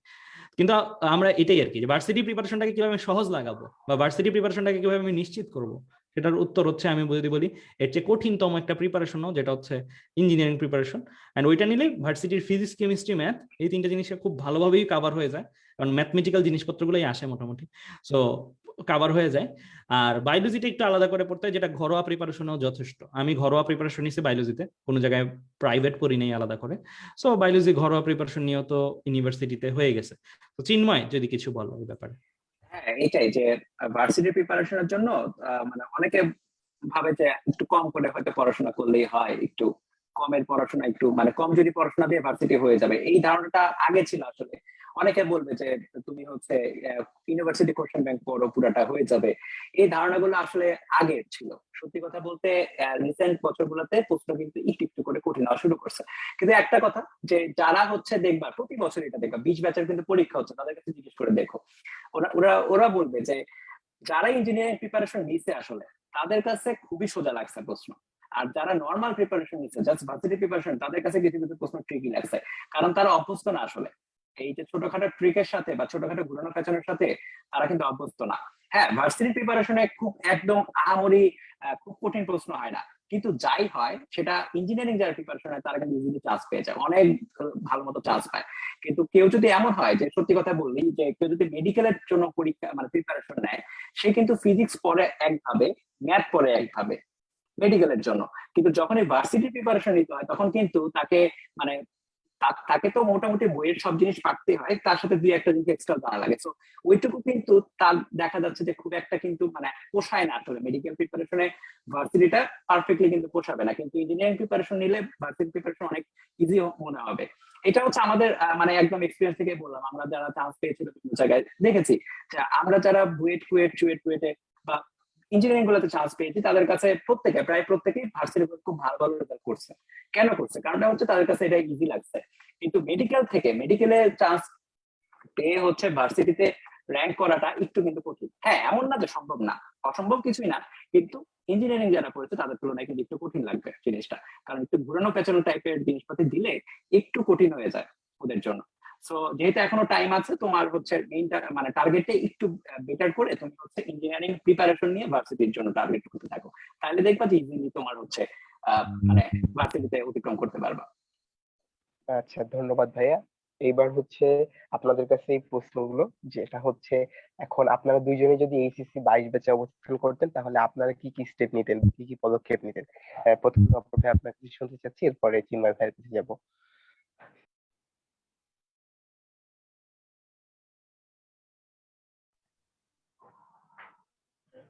হ্যাঁ, হ্যালো ভাইয়া, আপনাকে শোনা যাচ্ছে না ক্লিয়ার? শোনা যাচ্ছে দীপককে? জি ভাইয়া, এখন শোনা যাচ্ছে। আচ্ছা, তো আমি বেশ, হ্যাঁ তুমি আমাকে বলছো যে আমি যদি এখন এইচএসসি 22 ব্যাচের স্টুডেন্ট হতাম আমি কি করতাম এখন।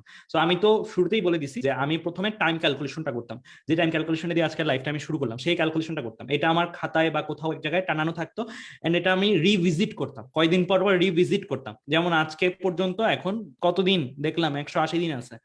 সো আরো কয়েকদিন পরে দেখবো 150, আরো কয়েকদিন পরে দেখবো 120। এটা একটু চিন্তা করতাম, ওই চিন্তা করে টার্গেট সেট করতাম, মিনি টার্গেট। একটা তো লং টার্গেট, রাইট?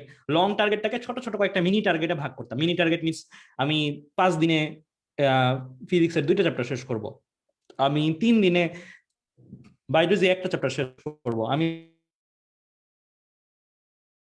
2 দিনে কেমিস্ট্রি এই চ্যাপ্টারটা শেষ করব। এগুলো হচ্ছে মিনি টার্গেট। এরকম মিনি কয়েকটা টার্গেট নিতাম, এন্ড মিনি টার্গেট নিয়ে আসলে পড়াশোনা করতাম। সো ওই টার্গেট গুলা নেওয়াটা এখন হচ্ছে সবচেয়ে সাহসী সিদ্ধান্ত হবে, এন্ড সবচেয়ে জরুরি সিদ্ধান্ত হবে। তো টার্গেট নেওয়া শিখো, যে তোমরা যেন টার্গেট নিয়ে পড়তে পারো, যে কোন জায়গাটায় ঘাটতি সেই জায়গাটায় পড়া। এরপর আমি কমেন্ট দেখতেছিলাম বেশ কিছু, সো অনেকে অনেক কমেন্ট করতেছো, তো আমি একটু শুরু থেকে আসি। তো মানবিক বিভাগের জন্য কিছু বলেন। মানবিক বিভাগের জন্য আসলে আমি মানবিক বিভাগে পড়ি নাই, তো আমি জানি না আসলে কিভাবে সাজেশন দিতে হয়। তবে মানবিক বিভাগেরও আমি যতটুকু জানি পড়াশোনা অনেক আছে, সো ভালোভাবে পড়াশোনা করো। হাম্মাদান একটা প্রশ্ন করেছো, হায়ার ম্যাথ 4 সাবজেক্ট থাকলে কি কোনো মেডিকেলে 4 সাবজেক্ট সহ এ প্লাস পেতে হবে? আই মিন 4 সাবজেক্টে এ প্লাস না পেলে আর কোনো প্রবলেম হবে? সো আমি এক্ষেত্রে বলবো যে নর্মালি হয় না। আমি যেটা জানি সেটা হচ্ছে চতুর্থ বিষয় ছাড়া বা চতুর্থ বিষয় সহ এ প্লাস পেলেই হয়, বাট তারপরও আমাদের ধারণা অনুসারে কেউ তো আসলে ইচ্ছা করে খারাপ রেজাল্ট করবে না। সো টার্গেট রাখবা গোল্ডেনের, তাহলে তুমি রিস্ক ফ্রি, এর চিন্তার মধ্যে ঢুকতেই হবে না, ঠিক আছে? নর্মালি হয় না সমস্যা। আচ্ছা 22 ব্যাচে আরেকবার প্রোমো কোড দেন। আরেকজন বলছে 22 ব্যাচের জন্য ক খ এর প্রশ্ন ব্যাংক দেওয়া হবে ইনশাআল্লাহ। মাহিদুল ইসলাম, যেটা 21 ব্যাচের জন্য আমরা দিয়েছি সেটা 22 ব্যাচের জন্য অবশ্যই দিব, বা 21 ব্যাচকে যা দিয়েছি 22 ব্যাচকে তার থেকে কোনো অংশে কম দিব না। একজন লিখছে ভাইয়া আমার ফার্স্ট চয়েস ঢাবি আইবিএ আর সেকেন্ড হিসেবে ইঞ্জিনিয়ারিং রাখতে চাচ্ছি, কিভাবে কি করতে পারি? এটা কিন্তু একদম দুই মেরুর দুইটা টার্গেট। ঢাবি আইবিএ আর ইঞ্জিনিয়ারিং দুইটা কিন্তু মোটেও সিমিলার না। ঢাবি আইবি এর জন্য পড়াশোনা কিন্তু এক রকমের, আর ইঞ্জিনিয়ারিং এর জন্য পড়াশোনা কিন্তু আরেক রকমের। আর ঢাবি আইবি এর পড়াশোনা কিন্তু তোমার এমন না এইচএসসি থাকতেই করতে হবে, ইঞ্জিনিয়ারিং এরটা এইচএসসি থাকতেই শুরু করে দিতে হয়, কারণ পড়ার ডোজটা অনেক বেশি। তো এই ক্ষেত্রে আমি বলবো যে শুধু আইবি টার্গেট রাখো, তাহলে ইঞ্জিনিয়ারিংটা একটু ডিফিকাল্ট হতে পারে। ভাগ্য ভালো থাকলে হয়ে যাবে। অ্যান্ড এখন এইচএসসি সময়টাতে এইচএসসির অংশটা ভালো করে করো, তাহলে তোমার ইঞ্জিনিয়ারিং এ দেখা যাবে যে অল্প একটু পড়লেও হয়ে গেলেও যেতে পারে। আচ্ছা, এরপরে আমার target IBA plus DU unit, এখন ভাই ইঞ্জিনিয়ারিং প্লাস আইবি এর জন্য কমেন্টটা চলে গেল, প্রিপারেশন চাচ্ছিল। তারপরে আর কমেন্ট, ভাই আমার ফার্স্ট চয়েস আইবিএ, আচ্ছা এটা পড়ছি আমি। ভাইয়া এইচএসসি তে এ পেতে চাই, এখন থেকে শুরু করলে কি সম্ভব? এ প্লাস পাওয়াও সম্ভব, এখন থেকে এইচএসসি তে এ প্লাস গোল্ডেন এ প্লাস পাওয়াও সম্ভব। ভাইয়া যাদের টার্গেট ইঞ্জিনিয়ারিং তাদের এখন থেকে ম্যাথ কিভাবে প্র্যাকটিস করা উচিত, এটা নিয়ে প্লিজ কিছু বলেন। সুমাইয়া এই প্রশ্নটা করছে। সো যাদের টার্গেট ইঞ্জিনিয়ারিং তাদের ম্যাথ কিভাবে প্র্যাকটিস করা উচিত, সত্যি কথা যদি ম্যাথের ক্ষেত্রে আমি বলি, ম্যাথসের জন্য আমি কেতাবউদ্দিন স্যারের বইটা আছে, কেতাবউদ্দিন স্যারের বইটা ভালো করে পড়ছিলাম, একদম ভালো করে। To be honest, BUET admission test Ketabuddin স্যারের বই থেকেই বলতে পারো 20-এর মধ্যে, মানে 20টা আসছিল তো আমাদের বেলায় প্রশ্ন, 20টার মধ্যে 18টা বা 19টার মতনই বরাবর, কমন বলবো না, মান চেঞ্জ থাকে, বাট বরাবর চলে আসছে। কেতাবউদ্দিন স্যারের বইটা যদি ভালো করে শেষ করা হয়, আমি বলতে পারি যে বুয়েট অ্যাডমিশন টেস্টে তাহলে আর কোনো সমস্যা হয় না। আমি তো এখন আর ম্যাথ পড়াই না, কিন্তু আমার সময় আমি কেতাবউদ্দিন স্যারের বই পড়ে ম্যাথের ফুল 18টার মতন ফুল দি কমন পেয়ে গেছিলাম। আচ্ছা, এরপরে আসি কেমিস্ট্রিতে কিভাবে পড়া উচিত। আচ্ছা, মাইশা মুনিবা প্রশ্নটা করছো কেমিস্ট্রিতে কিভাবে পড়া উচিত। তো কেমিস্ট্রির ক্ষেত্রে আমি যদি বলি, কেমিস্ট্রিটা আমার কাছে যদি জানতে চাও, আমি কিন্তু একটা সময় কেমিস্ট্রি টিচার ছিলাম। আমি যখন আগে পড়াতাম কেমিস্ট্রিও পড়াতাম, ফিজিক্সও পড়াতাম, দুইটা সাবজেক্ট পড়াতাম আমি। আমার আগের স্টুডেন্টরা সবাই আমাকে কেমিস্ট্রিও পড়তো আমার কাছে। কেমিস্ট্রির ক্ষেত্রে আমি যদি বলি, কেমিস্ট্রিতে মার্কস তোলা ইজিয়ার ফিজিক্সের চেয়ে। কেন ইজিয়ার কেমিস্ট্রিতে? আমার মনে হয় কারণ কেমিস্ট্রিতে ম্যাথ অত ঘুরাবে না। কেমিস্ট্রিতে বইয়ে যে ম্যাথগুলো আছে, টু বি অনেস্ট, সৃজনশীলে যে ম্যাথগুলো আছে, বইয়ে যে ম্যাথগুলো আছে, এগুলো যদি কেউ করে, আমার মনে হয় না সে কোনো আনকমন প্রশ্ন পাওয়ার সম্ভাবনা আছে। সবই কমন প্রশ্ন, মানে হুবহু আসে, খালি ডাটাটা চেঞ্জ করে দেয়। ফিজিক্সে যেমন অনেক কাল্পনিক দৃশ্য থাকে, কাল্পনিক উদ্দীপক থাকে, কিন্তু কেমিস্ট্রিতে কিন্তু এটা হয় না। কেমিস্ট্রিতে একদম ওই যে বিকারক, দুইটা জার মিশাইলাম, পিএইচ কত মিশ্রণের, এই টাইপের প্রশ্নগুলাই কিন্তু ঘুরাই ফিরে আসে। সো কেমিস্ট্রিতে বই সেন্ট্রিক প্রিপারেশন নেওয়াটা আমি সাজেস্ট করবো। তাই বই ভিত্তিক, বইকে বাদ দিয়ে না, বইয়ের জন্য ভিডিওর জন্য বই না, এভাবে পড়তে হবে। মানে তুমি বই পড়তেছো, কোন জায়গায় বুঝলো না, ভিডিওতে যাও।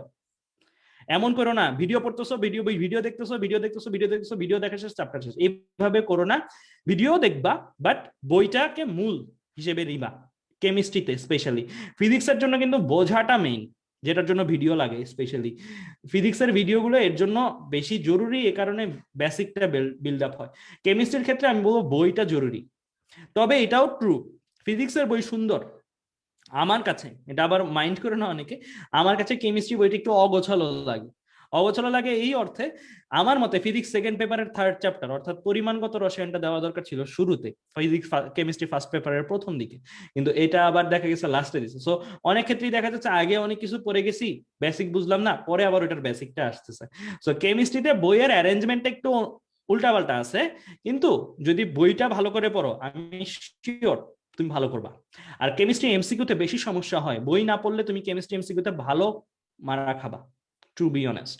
তোমার কেমিস্ট্রি এমসিকিউতে ভালো করতে হলে অবশ্যই বইয়ের লাইন বাই লাইন পড়া থাকতে হবে, কারণ অনেক সময় বই থেকে আসে। এখন অনেকের প্রশ্ন যে কোন বইগুলা পড়বো, তো এই ক্ষেত্রে আমার কমন সাজেশন হাজারিন আখতারের বই আর কবির স্যারের বই, এই দুইটা বই যদি পড়ো, এই দুইটা বই আমার কাছে মনে হয় মোর দেন ইনাফ। যে কোনো একটা দিয়ে আগে শুরু করো, দুইটাই আবার একবারে পড়তে চাও না, তারপরে একটা শেষ হইলে আরেকটা একটু দেখে রাখবা কোথায় কি আছে। এটা তোমার একাধারে মেডিকেল অ্যাডমিশনেও কাজে দিবে, এইচএসসি তেও কাজে দিবে। ভাইয়া মেডিকেল টার্গেট ফিজিক্স ম্যাথ কিভাবে পড়বো? মেডিকেল টার্গেট হলে ফিজিক্স ম্যাথ নিয়ে সত্যি কথা ঝামেলা তেমন নাই, কম, বাট এইচএসসি তো আছে, এইচএসসির জন্যই ফিজিক্সটা শেষ করো। এইচএসসির ফিজিক্স পারলে কেউ তার মেডিকেল ফিজিক্স নিয়ে কোনো সমস্যা আমি জীবনেও হইতে দেখিনি। এইচএসসি ফিজিক্স অনেক কঠিন মেডিকেল ফিজিক্সের চেয়ে। এইচএসসি ফিজিক্স পারছো, দ্যাট মিনস তুমি মেডিকেল ফিজিক্স পারবাই। হায়ার ম্যাথ এবং কেমিস্ট্রি অনলাইন কোর্স দিলে ভালো হয়। আচ্ছা, মেডিকেল ভার্সিটির প্রিপারেশন কিভাবে নিব? আচ্ছা, মেডিকেল টার্গেট হলে ভার্সিটির প্রিপারেশন মানে তোমার টার্গেট এ, প্ল্যান এ হচ্ছে মেডিকেল আর প্ল্যান বি হচ্ছে ভার্সিটি, রাইট? আমি যদি ভুল না বলে থাকি। তো এই ক্ষেত্রে আমার সাজেশন হচ্ছে ফার্স্ট অফ অল যেটা প্ল্যান এ সেটার জন্য সবকিছু করো, সেটার জন্য সবকিছু করো, করার পরে এক্সট্রা টাইম পেলে তুমি ভার্সিটির কথা চিন্তা করো। এখনই ভার্সিটির কথা চিন্তা করার দরকার নেই, মেডিকেলের জন্য সবকিছু করো। আর মেডিকেলের একটা প্লাস পয়েন্ট কি জানো? মেডিকেলের একটা প্লাস পয়েন্ট হচ্ছে মেডিকেলের পরীক্ষা অনেক আগে হয়। ভার্সিটি পরীক্ষা আর মেডিকেল পরীক্ষার মধ্যে ব্যবধান আমার দেখা বেশিরভাগ ক্ষেত্রেই 1 মাস 1.5 মাস ব্যবধান থাকে। তো অনেক ক্ষেত্রেই মেডিকেল প্রিপারেশন নিয়ে, পরীক্ষা নিয়ে, রেজাল্ট পাওয়ার পরেও ভার্সিটির প্রিপারেশন নিয়ে অনেকে চান্স পায়, এটাও হয় মানে যদি ভালো করে পড়ে। বাট ভার্সিটির জন্য স্পেশালি তোমার ম্যাথে বেশি ঝামেলা পোহাবা। ম্যাথ এমন একটা সাবজেক্ট যেটা তুমি 10 দিনে 20 দিনে শেষ করতে পারবা না, এটা তোমার একটা লং টার্ম প্রিপারেশন লাগবে, যেটা তোমার এইচএসসি তে এই 6 মাসে আছে, 6 মাসে করতে হবে। তুমি আপাতত যেটা করবা এইচএসসির প্রিপারেশনটা নাও, সাথে যেহেতু মেডিকেল টার্গেট বায়োলজির একটু বেশি জোর দিয়ে পড়ো। আমি তো নর্মালি ইঞ্জিনিয়ারিং টার্গেটের ক্ষেত্রে বলতাম বায়োলজি পরীক্ষার আগের 5 দিন পড়ো, বাট এখন তুমি বায়োলজিটাও রেগুলার পড়ার একটা টাইমে পড়ো। দেন পড়ার পরে ম্যাথটা একটু করো, প্র্যাকটিস করো। এইচএসসি তো ভালো করতে হবে, এইচএসসির জন্য প্র্যাকটিস করো। তারপরে এইচএসসির পরে যাওয়ার পরে, এইচএসসি শেষ হওয়ার পরে মেডিকেল প্রিপারেশন নিতে থাকবা, ভার্সিটির কথা ভুলে যাবা, মেডিকেল প্রিপারেশন নিতে থাকবা নিতে থাকবা নিতে থাকবা। ভার্সিটির একটা ম্যাথ কোর্সে ভর্তি হইলেও হয়ে থাকতে পারো, মেডিকেল প্লাস ভার্সিটি ম্যাথ অনেক জায়গায় আছে না, মানে ভর্তি হইলেও হয়ে থাকতে পারো। মেডিকেল পরীক্ষাটা শেষ হবে, শেষ হওয়ার পর থেকে তুমি ভার্সিটি ম্যাথ শুরু করে দিবা আবার পুরো দমে, হয়ে যাবে। তাহলে আশা করি হয়ে যাবে। এন্ড ফিজিক্সের ক্ষেত্রে একটু প্রিপারেশন লাগবে ভার্সিটি ফিজিক্সের, আর কেমিস্ট্রির জন্য একটু ম্যাথমেটিক্যাল প্রিপারেশন, কারণ মেডিকেলের কেমিস্ট্রি আর ফিজিক্সে ওরকম ম্যাথ আসে না। আচ্ছা, ডিউতে ম্যাথ নিয়ে চান্স পেতে কি করা উচিত? ডিউতে ম্যাথ নিয়ে চান্স পেতে কি করা উচিত এটা আমি একটু বুঝি নাই। মানে ম্যাথ পাইতে চাও, ডিউর ম্যাথ পাওয়া যায় মোটামুটি, র্যাঙ্কিং 2000-এর ঘরে থাকলেও পাওয়া যায়, 1500-এর ঘরে থাকলেও পাওয়া যায়। আইবিএ প্রিপারেশন সময়, আইবিএর প্রিপারেশনের জন্য তোমার অ্যানালিটিক্যাল আসে, ইংলিশে ভালো নলেজ থাকতে হয়, মোটামুটি ওভারঅল স্মার্টনেসটা দেখে আইবিএ, কারণ ভাইবা হয়তো ভাইবাতেও ওখানে বাদ দেয়, আর বুয়েট মেডিকেলে তো তোমার রিটেন এক্সাম বা এমসিকিউ এক্সামের উপর বেস করে। সো আইবিএর ক্ষেত্রে স্মার্টনেসটা লাগবে, তোমাকে অনেক কিছুর উপর জাজ করবে, শুধু জ্ঞানের উপর না, অনেক কিছুর উপর জাজ করবে। সো তোমার প্রিপারেশন যেটা আছে আইবিএর ম্যাথ গুলো সোজা, মানে এখন তোমরা যে ম্যাথ করো সেই ম্যাথের চেয়ে অনেক সোজা। তো পাজল সলভ আছে, এরকম টাইপের অ্যানালিটিক্যাল কিছু প্রবলেম আসে, এগুলো তুমি ইজিলি পারবা। সো আইবি এর জন্য এখন থেকে এইচএসসির সামনে মাথায় রেখে এখন প্রিপারেশন নিও না, ভুল হবে, কারণ এইচএসসি তে এগুলো কাজে লাগবে না। তো এইচএসসি তে এখন এটা কাজে লাগবে না। সো আপাতত এইচএসসি শেষ করো, এইচএসসি শেষ করার পরে যে 3 মাস পাবো ওই 3 মাসে পরেই চান্স পায়। আইবি এর জন্য কেউ কিন্তু এইচএসসি থেকে সে প্রিপারেশন নেওয়া শুরু করে না, সে প্রিপারেশন নেয় কখন? ওই এইচএসসির পরেই। আমার এক স্টুডেন্ট ছিল যে এইচএসসি থেকে আইবি এর প্রিপারেশন নিছিল, চান্স হয় নাই পরে। যার হওয়ার সে ওই 3 মাসেই হবে, যার হবার না সে 10 বছর আগে থেকে 1 বছর আগে থেকে প্রিপারেশন নিলেও লাভ হবে না। সো আইবি এর জন্য যদি টার্গেট থাকে আইবি এর প্রিপারেশনে তুমি এইচএসসি এক্সামের পরেই নাও, এখন এইচএসসি এক্সামের প্রিপারেশন নাও। আচ্ছা, এরপরে সঞ্জিত কুমার গুহ বই কিনে ফেলেছিলাম, এখন এই বই।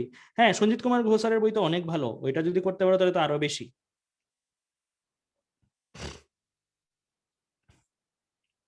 মেডিকেল প্লাস ভার্সিটি হলে কিভাবে পড়বো এটা তো বললাম একটু আগে। ইঞ্জিনিয়ারিং কোর্সের প্র্যাকটিস সিটের ম্যাথ গুলো বই আকারে। আচ্ছা ঠিক আছে, বই আকারে দর্শক ভাই। ফিজিক্স কার লেখা বই পড়া উচিত? ফিজিক্স যদি কম বুঝো তাহলে শাহজাহান তপন স্যারের বই, শাহজাহান তপন স্যারের বই সহজ ভাষায় লেখা। আর যদি শাহজাহান তপন স্যারের বই শুধু পড়লে হবে, আমি বলবো অ্যাডমিশনের জন্য হবে না, এইচএসসির জন্য হবে।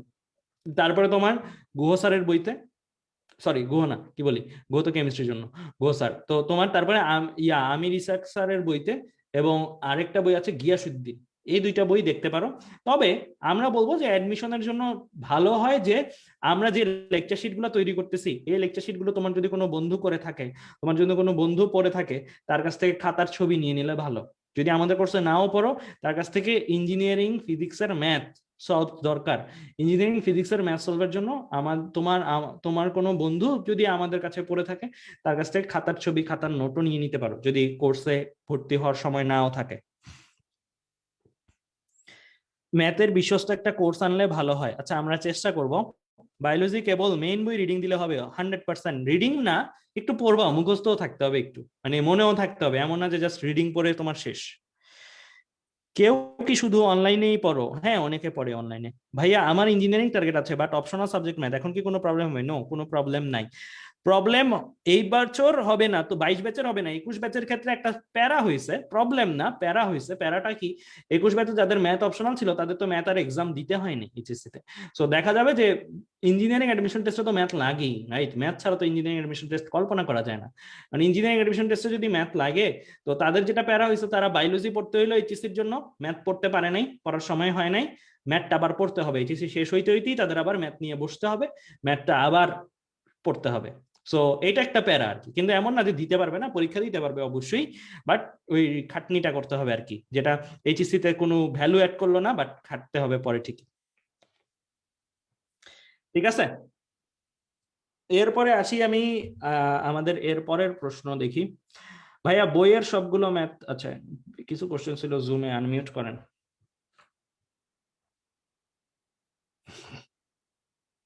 বাইশ ব্যাচের জন্য আপনাদের কোর্স কবে শুরু হবে? 22 ব্যাচের জন্য আমাদের কোর্স রানিং আছে ভাই, দয়া করে কেমিস্ট্রির অনলাইন কোর্স নিয়ে আসেন। আচ্ছা ভাই, যাদের কলেজ যাওয়া বাধ্যতামূলক তাদের বাসায় তাদের পড়ার জন্য কত ঘন্টা টাইম রাখা দরকার? আচ্ছা, বাসায় আমি তো বললাম একটু আগে, আজকে লাইভটা যদি দেখে থাকো, 4 ঘন্টা আমি বলছি, 4 ঘন্টা অ্যাটলিস্ট টাইম রেখো নিজের পড়ার জন্য, 4 ঘন্টা টাইম রেখো, ঠিক আছে? ফিজিক্সের জন্য কার বই পড়া উচিত? বলছি আমি, যদি ফিজিক্স কম বুঝো, কম বুঝলে শাহজাহান তপন স্যারের বই, আর যদি একটু ভালো বুঝো তাহলে শাহজাহান তপন স্যারের বই পড়ার পরে দেন তুমি আগাইতে পারো তারপরে তুমি আগাইতে পারো গিয়াসউদ্দিন স্যারের বইতে, ঠিক আছে? অনেকের আবার ইসাক স্যারের বই নিয়েও কথা বলবো, ইসাক স্যারের বইটাও পড়তে পারো, বাট শাহজাহান তপন স্যারের বইটা সহজ, আর কঠিন চাইলে, বেশি ম্যাথ প্র্যাকটিস চাইলে আমি গিয়াসউদ্দিন স্যারের বই। আমি পারি নাই আর পারি না আমি, আচ্ছা কি লিখছে, কেমিস্ট্রি কোর্স লাগবে ভাইয়া, ফিজিক্স আমাদের কোনো একাডেমিক কোর্স আছে, ফিজিক্স অনেক প্রবলেম হয়। হ্যাঁ, আমাদের একটা কোর্স আছে যেটাতে ম্যাথমেটিক্যাল প্রবলেম গুলো সলভ করানো হয়, বেশি করে বেসিকও কভার করা হয়। ওকে, তোমাদের সাথে কিন্তু অনেক কথা হইলো, এখন দেখতেছি প্রশ্নগুলো আবার ঘুরাই ফিরে একই রকম আসতেছে সব। ইঞ্জিনিয়ারিং এর জন্য ফিজিক্সের একটা chapter fully step by step কিভাবে শেষ করা উচিত? ওকে, একটা ভালো প্রশ্ন করছো। অলিভার টুইস্ট নামের ফিজিক্সের জন্য একটা চ্যাপ্টার ধাপে ধাপে কিভাবে শেষ করা উচিত, আমি যদি বলি ধাপ হচ্ছে, প্রথম ধাপ, একদম প্রথম ধাপ, আমার কাছে লেখাও আছে এই জিনিসটা, দাঁড়াও তোমাদেরকে দিয়েও দিব আমি। হ্যাঁ, তো ইঞ্জিনিয়ারিং প্রিপারেশনের জন্য একটা চ্যাপ্টার কিভাবে শেষ করা উচিত বলতেছে একজন, ঠিক আছে? ইঞ্জিনিয়ারিং প্রিপারেশন না, যে কোনো প্রিপারেশনের জন্য এই ধাপগুলো সত্য। সেটা হচ্ছে, প্রথমত তোমার একটা জিনিস বুঝতে হবে, সেটা হচ্ছে তোমার সিলেবাসটা কি। তোমার সিলেবাস কি ভিডিও, আমাদের বানানো ভিডিও, নাকি সিলেবাস তোমার বই? সিলেবাস হচ্ছে তোমার বই, সিলেবাস কিন্তু ভিডিও না। তো প্রথমত এই সত্যটা মাথায় রেখে দেন তুমি বইটা খুলবা। বই খোলার পরে দেন তুমি বইটা শুরু থেকে পড়ার চেষ্টা করো। আমি জানি স্ট্রাগল করবা, অনেক জায়গায় বুঝবা না, বন্ধ করে ফেলো না বইটা। কষ্ট হইলেও বইটা রিডিং পড়ে যাও, কষ্ট হইলেও বইটা রিডিং পড়ো প্রথমে। দেন ভাইয়ারা ওই চ্যাপ্টারের উপরে ক্লাস নেই না, ফ্রি ক্লাস হইলেও তো আছে, আমাদের সবই তো করা আছে, ওই ক্লাসটা ওপেন করো। প্রথমে কি করছো, একটু কষ্ট হইলেও 1 ঘন্টা 1.5 ঘন্টা 2 ঘন্টা বইটা খুলে রিডিং পড়ছো, কষ্ট হইছে, বুঝি নাই কিছু, তারপরে পড়ে গেছো না বুঝলেও, তারপরে ভিডিওটা ওপেন করলাম, ভিডিওটা ওপেন করে তখন তোমার মাথায় ক্লিক করবে জিনিসগুলা, ও আচ্ছা এটা পড়ছিলাম বুঝি নাই এখন বুঝতেছি, এটা পড়ছিলাম বুঝি নাই এখন বুঝতেছি। দেন তারপর আবার বইতে যাও। কি বললাম ভাইয়া, বই কষ্ট হইলেও রিডিং পড়ছি, 1 ঘন্টা 2 ঘন্টা, বেশি সময় নিব না, আবার রিডিং পড়তে 2 দিন, এভাবে করলে হবে না। 2 ঘন্টার মধ্যে রিডিং পড়ছি টাইনে টাইনে, তারপরে কি করছি ভাইয়ার ভিডিও দেখছি, ভিডিও দেখার পরে কি করছি আবার বই পড়ছি, তারপরে যখন বই দেখবো সব জটলা খুলে গেছে, সব জটলা একটু আগে যেগুলো ছিল সব খুলে গেছে জটলা। এন্ড যদি লাইভ ক্লাস হয়, ভাইয়া রেকর্ডেড ভিডিও না হয় লাইভ ক্লাস হয়, তাহলে বইয়ে কোনো একটা জায়গায় না বুঝলে ভাইয়ার এটা প্রশ্ন করো, ভাইয়া এটা এরকম হয়েছে, এটা কি আমি বুঝছি বা এটা এরকম দেখাচ্ছে কেন বইতে, ঠিক আছে? ভাইয়ের ক্লাসটা করার পর একটা প্রশ্ন করো ভাই, ঠিক আছে? আচ্ছা, প্রশ্ন না থাকলে তো ভালোই, সব বুঝে গেছো তুমি। এরপরে বই পড়লা, ভিডিও দেখলা, এগেইন বই পড়লা, তারপরে তুমি টেস্ট পেপার নাও। টেস্ট পেপার কোনটা নিবা? পাঞ্জেরি বা লেকচার যে কোনো একটা নিতে পারো, টেস্ট পেপার সলভ পাওয়া যায় সেটা। এন্ড আমাদের কোর্সগুলোতে থাকলে তো আর কোনো চিন্তা নেই, আমাদের কোর্সগুলো থাকলে আমরা যে প্র্যাকটিস শিট দিই সেই প্র্যাকটিস শিট নাও, প্র্যাকটিস শিটই লেকচার শিট। আমাদের যে প্র্যাকটিস শিট, ওই প্র্যাকটিস শিটের মধ্যেই হচ্ছে টেস্ট পেপারের জিনিসপত্রগুলো থাকে, মানে সিরিয়াল করে থাকে। প্র্যাকটিস শিট বা বাসার টেস্ট পেপার নাও, নিয়ে দেন তুমি প্রবলেমগুলো যাওয়া শুরু করো, এক একটা থেকে গো থ্রু করো। কিভাবে করবা? এই জায়গাটাতে অনেক একটা ভুল করে, সেটা কি করে অনেকে একটা প্রবলেম দেখতেই থাকে, ওইটাই খোলা থাকে, 2 দিন যায় 3 দিন যায় ওই একটা প্রবলেমের মধ্যে বলে। নো, এইভাবে বললে হবে না, একটু স্মার্ট হইতে হবে। তোমার যেটা করতে হবে সেটা হচ্ছে একটা প্রবলেম দেখছো, ডিরেক্ট সলভ দেখবা না, হাত দিয়ে ঢাকবা, ঢেকে তুমি জাস্ট প্রশ্নটা পড়ো, প্রশ্নটা পড়ে সাইডে একটা অফসেট বা একটা খাতা নিয়ে পেন্সিল দিয়ে টুক টুক টুক করে লিখবা পারতেছো কিনা। তুমি নিজের মতন চিন্তা করো, তুমি কিন্তু ভিডিও দেখছো, বই পড়ছো, তোমার কিন্তু এমন না যে জিরো নলেজ, তোমার নলেজ আছে। তুমি প্র্যাকটিস করা শুরু করো, তুমি দেখবে তোমার মতন করে যেভাবে শিখে আসছি ভিডিওতে, যেভাবে আমি বইতে দেখে আসছি সেভাবে করলে হয় কিনা। যদি হয় দেন তো ফাইন, যদি না হয় দেন তুমি সলভ দেখো কি করছে তারা। কারণ টেস্ট পেপারের সলভ গুলাতে অনেক ক্ষেত্রে খুবই ইনএফিশিয়েন্ট ওয়েতে সলভ করা। একটা ম্যাথ 10 লাইনের কোডে দিছে, এটা 2 লাইনে করা যায়। একটা ম্যাথ 15 লাইন লিখছে, বাট এটা 1 লাইনে করা যায়। এরকম অনেক অসংখ্য ম্যাথ সলভ আছে। তুমি যদি এই নিজে না করো তাহলে তুমি কি ইফিশিয়েন্ট ওয়েটা বের করতে পারো না। তুমি সলভ মুখস্থ করাটা টার্গেট না, জীবনেও সলভ মুখস্থ করে একটা ছেলে ফিজিক্সে ভালো করতে পারবেন। ওকে, তাহলে বই পড়লা কষ্ট করে 2 ঘন্টা, ভিডিও দেখলা, দেন বই পড়লা, দেন টেস্ট পেপার নিলা, টেস্ট পেপার নিয়ে সলভ দেখবো না, সলভ না দেখে নিজে চেষ্টা করব, নিজে চেষ্টা করে পারলে ভালো, না পারলে খাতা খুলে হাত উঠায় দেখবো। আর এখানেও একটা বলে রাখি, সবগুলা করা শুরু করে দিও না আবার সিরিয়ালি। প্রশ্ন পরে এতটুকু বিবেক মাথায় কাজে লাগায় যে এই প্রবলেম আর এই প্রবলেম একই, দরকার নাই আমার সেকেন্ড প্রবলেমটা করে, একটা করব। একই টাইপের প্রবলেম কয়টা করব? একটা করব। যদি একটা না পারি তাহলে ওই টাইপের আর একটা করব, ওই টাইপের ওইটাও না পারলে আরেকটা করব। কোন একটা টাইপ না পারলে সেই টাইপের ভিন্নটা করা যায়, বাট একই টাইপের। কারণ টেস্ট পেপারে তো অনেকগুলো প্রবলেম, ওই অনেকগুলো প্রবলেমের মধ্যে মান হয়তো চেঞ্জ, এই চলক দিয়ে এই চলক জানিয়েছে, এক একটা সূত্র রিলেটেড প্রবলেম একটাই করবা, ঠিক আছে? যেগুলো একটু মার প্যাচ আছে, 2 স্টেপ 3 স্টেপ ম্যাথ, ওইগুলো নিজে চেষ্টা করবা, না পারলে ওইগুলো করবা, ঠিক আছে? এটাতে একটু সময় লাগবে, এটা একটু সময় সাপেক্ষ প্রসেস, বাট করতেই হবে। এটা এমন না যে এটা না করে কেউ পার হয়ে গেল আর চ্যাপ্টারটা শেষ দাবি করলে আমি তার অ্যাপ্রুভাল দিব না, তার চ্যাপ্টার শেষ হয়নি। যতক্ষণ পর্যন্ত একটা ছেলে বা মেয়ে একটা টেস্ট পেপারে একটা ফিজিক্সের প্রবলেম গুলো টাইপ ভিত্তিক ধরে ধরে খাতায় না লিখে করছে, ততক্ষণ পর্যন্ত আমি বলবো ওই ছেলে বা মেয়ের ওই চ্যাপ্টারটা শেষ হয়নি। সে যদি বলে আমি এই চ্যাপ্টারটা পড়ছি, সে ভুল বলছে, সে মিথ্যা বলছে। 3 দিন সময় লাগলেও এই সময়টা অর্থিত, 3 দিন সময় লাগলেও এই সময়টা অর্থিত। এই জিনিসটা যদি করো, ওই চ্যাপ্টারটাতে তোমার ওই কনফিডেন্স জন্মাবে, যে কনফিডেন্সটাতে এই চ্যাপ্টার থেকে মানে যেমনি দেখ আমি পারবো। আমরা একটা চ্যাপ্টারে কয়টা ম্যাথ করাই? ইঞ্জিনিয়ারিং ফাউন্ডেশন ব্যাচ বা আমাদের যে ব্যাচগুলো আছে এগুলোতে একটা ফিজিক্স চ্যাপ্টারে কয়টা ম্যাথ করাই? ওই ব্যাচটাই বলতে পারো ম্যাথের ব্যাচ। কয়টা ম্যাথ করে একটা চ্যাপ্টারে? 100 ম্যাথ ক্লাসেই করাই, 100 ম্যাথ একটা চ্যাপ্টারে ক্লাসেই করাই, আর 200 ম্যাথ দিয়ে দিই করার জন্য। মানে মোটামুটি 100-200 ম্যাথ চর্চা করাই। 100-200 ম্যাথ চর্চা করলে যেটা লাভ হয় সেটা হচ্ছে ওই ছেলে বা মেয়ে করতে করতে করতে করতে ওর চিন্তাটাই বাই ডিফল্ট হাতে চলে আসে। মানে মাসেল মেমোরি বলতে একটা কথা আছে, মানে একটা মানুষ যেমন হাতে মশা বসলে অটোমেটিক রিফ্লেক্সের কারণে আমরা মশায় থাপ্পড় দিয়ে মেরে ফেলি না, সেরকম এই ম্যাথটা আসে সে অটোমেটিকই তার হাতে চলে আসে। ও আচ্ছা আমি এটা করবো, আমি এটা করবো, এটা করবো। অনেক ক্ষেত্রে তোমরা ভাইয়াদের ম্যাথ করতে, আমাদের যারা টিচার আছে তাদের ম্যাথ করতে দেখো যে আরে ভাইয়া কেমনে বুঝলে এটা এমনি করতে হবে, ভাইয়া কেমনে বুঝলে এটাতে এইভাবেই চিন্তা করতে হবে। এটা হচ্ছে এক্সপিরিয়েন্স, এটাকে এভাবে চিন্তা করতে হচ্ছে তার মানে বাই ডিফল্ট চলে আসে। কেন বাই ডিফল্ট চলে? কারণ সে এই টাইপের অনেক করছে, তার বাই ডিফল্টই এই চিন্তাটা ওইভাবেই চলে আসে। সো এই জায়গাটা থেকে ভুল করো না, প্র্যাকটিস করতে হবে। যখন একটা চ্যাপ্টার শেষ দাবি করছো তখন মেক শিওর করে নিও আসলে ওই চ্যাপ্টারে তুমি টেস্ট পেপার ধরে ধরে করছো কিনা। যদি ধরে ধরে না করে থাকো টেস্ট পেপার, তাহলে দাবি করে ওই চ্যাপ্টারটা তোমার শেষ, ওই চ্যাপ্টার শেষ হয়নি এখন, ওই চ্যাপ্টার তুমি খালি রেখে আরেকটা চ্যাপ্টারে চলে গেছো। অ্যান্ড দেন তোমার ওই যে আজকে একজন প্রবলেম বললো না একটা, যে তার অগোছালো লাগে সব, সে পড়ছে সব ভুলে যায়, গোলায় যায়, ওই জিনিসটা রিপিটেডলি ঘটবে। ঠিক আছে? আর নোট খাতা মাস্ট সংরক্ষণ করে রাখতে হবে। বেসিকের নোট, বেসিকের নোট মানে আবার এমন না সংজ্ঞা লিখতেছো, সংজ্ঞা বেসিকের নোট না, নোট হতে হবে এমন, আমি বারবার প্রত্যেকটা সেমিনারে প্রত্যেকটা জায়গায় তোমাদেরকে এই কথাটা বলি, নোট হতে হবে এমন নিজের সাথে নিজের কথোপকথন যেমন তুমি তোমারকে বুঝাবা, এটাতে কোনো ফর্মাল ল্যাঙ্গুয়েজের দরকার আছে, নিজের সাথে যেভাবে কমিউনিকেট করতে পারি, ফর্মাল না ইনফর্মাল ল্যাঙ্গুয়েজে যত বেশি হবে নোটটা তত পিওর। নোট যদি এমন হয় এটা সাবমিশন অ্যাসাইনমেন্ট, তাহলে এটা নোট হয়নি, এটা অ্যাসাইনমেন্ট হয়েছে। নোট আর অ্যাসাইনমেন্টের মধ্যে আমার মতে সিগনিফিকেন্ট ডিফারেন্স আছে। নোট হচ্ছে এমন একটা জিনিস যে জিনিসটা তুমি তোমার সাথে কমিউনিকেট করলে যেভাবে করতে, তুমি তোমার সাথে কি লজ্জা পাও, তুমি তোমাকে দেখে লজ্জা পাও, তুমি তোমার কোনো একটা কিছুতে লজ্জা পাও, পাওয়ার কথা না, তুমি যখন আরেকজনের সামনে শো করতেছো তখন লজ্জা পাচ্ছ, রাইট? তুমি তোমাকে চেনো, সো তোমার নোট তোমার জিনিস, এটা কেউ দেখবে না, কারো জমা দেওয়ার কিছু নাই। আমার নোট যেগুলো বানাইছি তোমাদের দেখাইছি, আমি দেখাই, আমার নোট আমার জিনিস। তো আমি আমার সাথে যেভাবে কমিউনিকেট করতে পছন্দ করি সেভাবেই আমি আমার নোটটা লিখছি।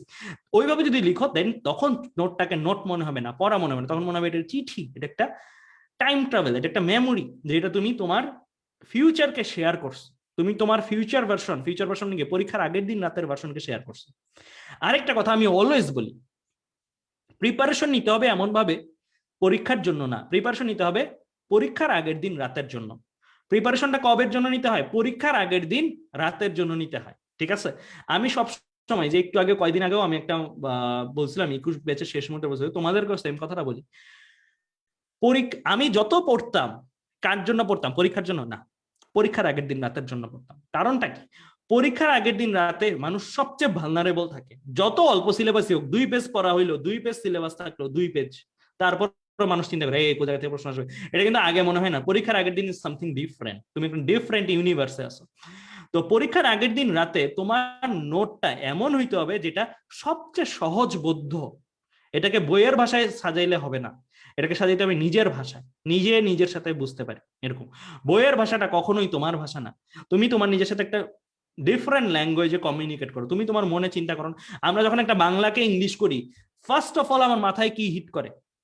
ফার্স্ট অফ অল কি আমি ইংলিশটা বলে দিই, যে কোনো কারোর সাথে ইংলিশ কমিউনিকেশন আমি প্রথমে বাংলা চিন্তা করি, আমাদের চিন্তাটা হয় বাংলায়, এন্ড ওই চিন্তাটাকে পরে কনভার্ট করি ইংলিশে, দেন কমিউনিকেট করি। নোট সেরকম হতে হবে, তোমার চিন্তাটা হতে হবে নোটটা, নট যেটাকে তুমি এক্সপ্রেস করতেছো, যেটা চিন্তা তোমার, মানে তুমি অ্যাকচুয়ালি মনে যেটা ভাবো সেটা থাকতে হবে নোটে, মানে তুমি যেভাবে মনে রাখছো একটা পড়া, সেই লেখাটা থাকতে হবে নোটে। ঠিক আছে?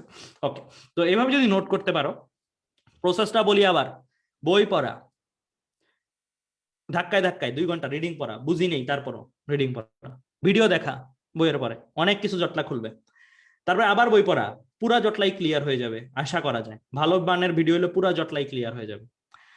তারপরে কি করা?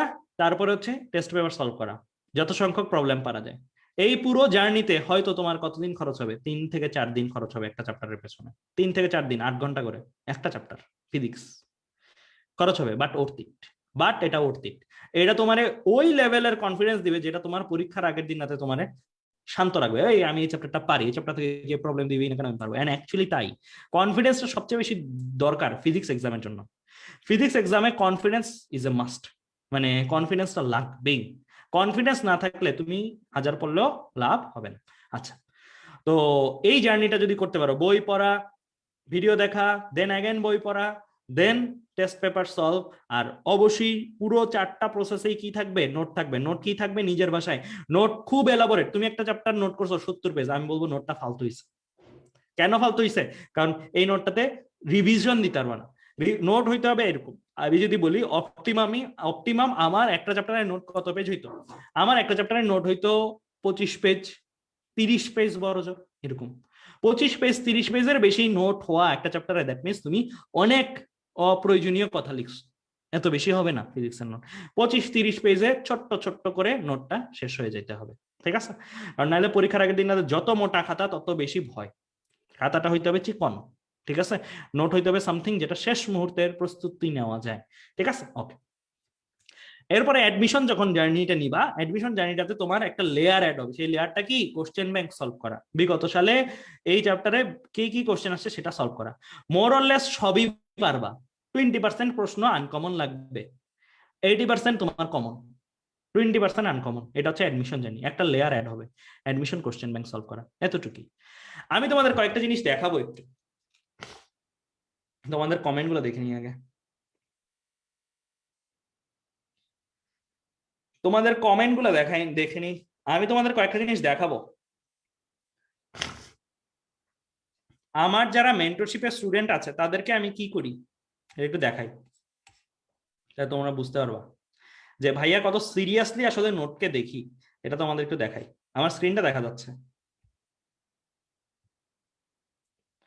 আমার স্ক্রিনটা দেখা যাচ্ছে? দেখা যাচ্ছে, দেখা যাচ্ছে।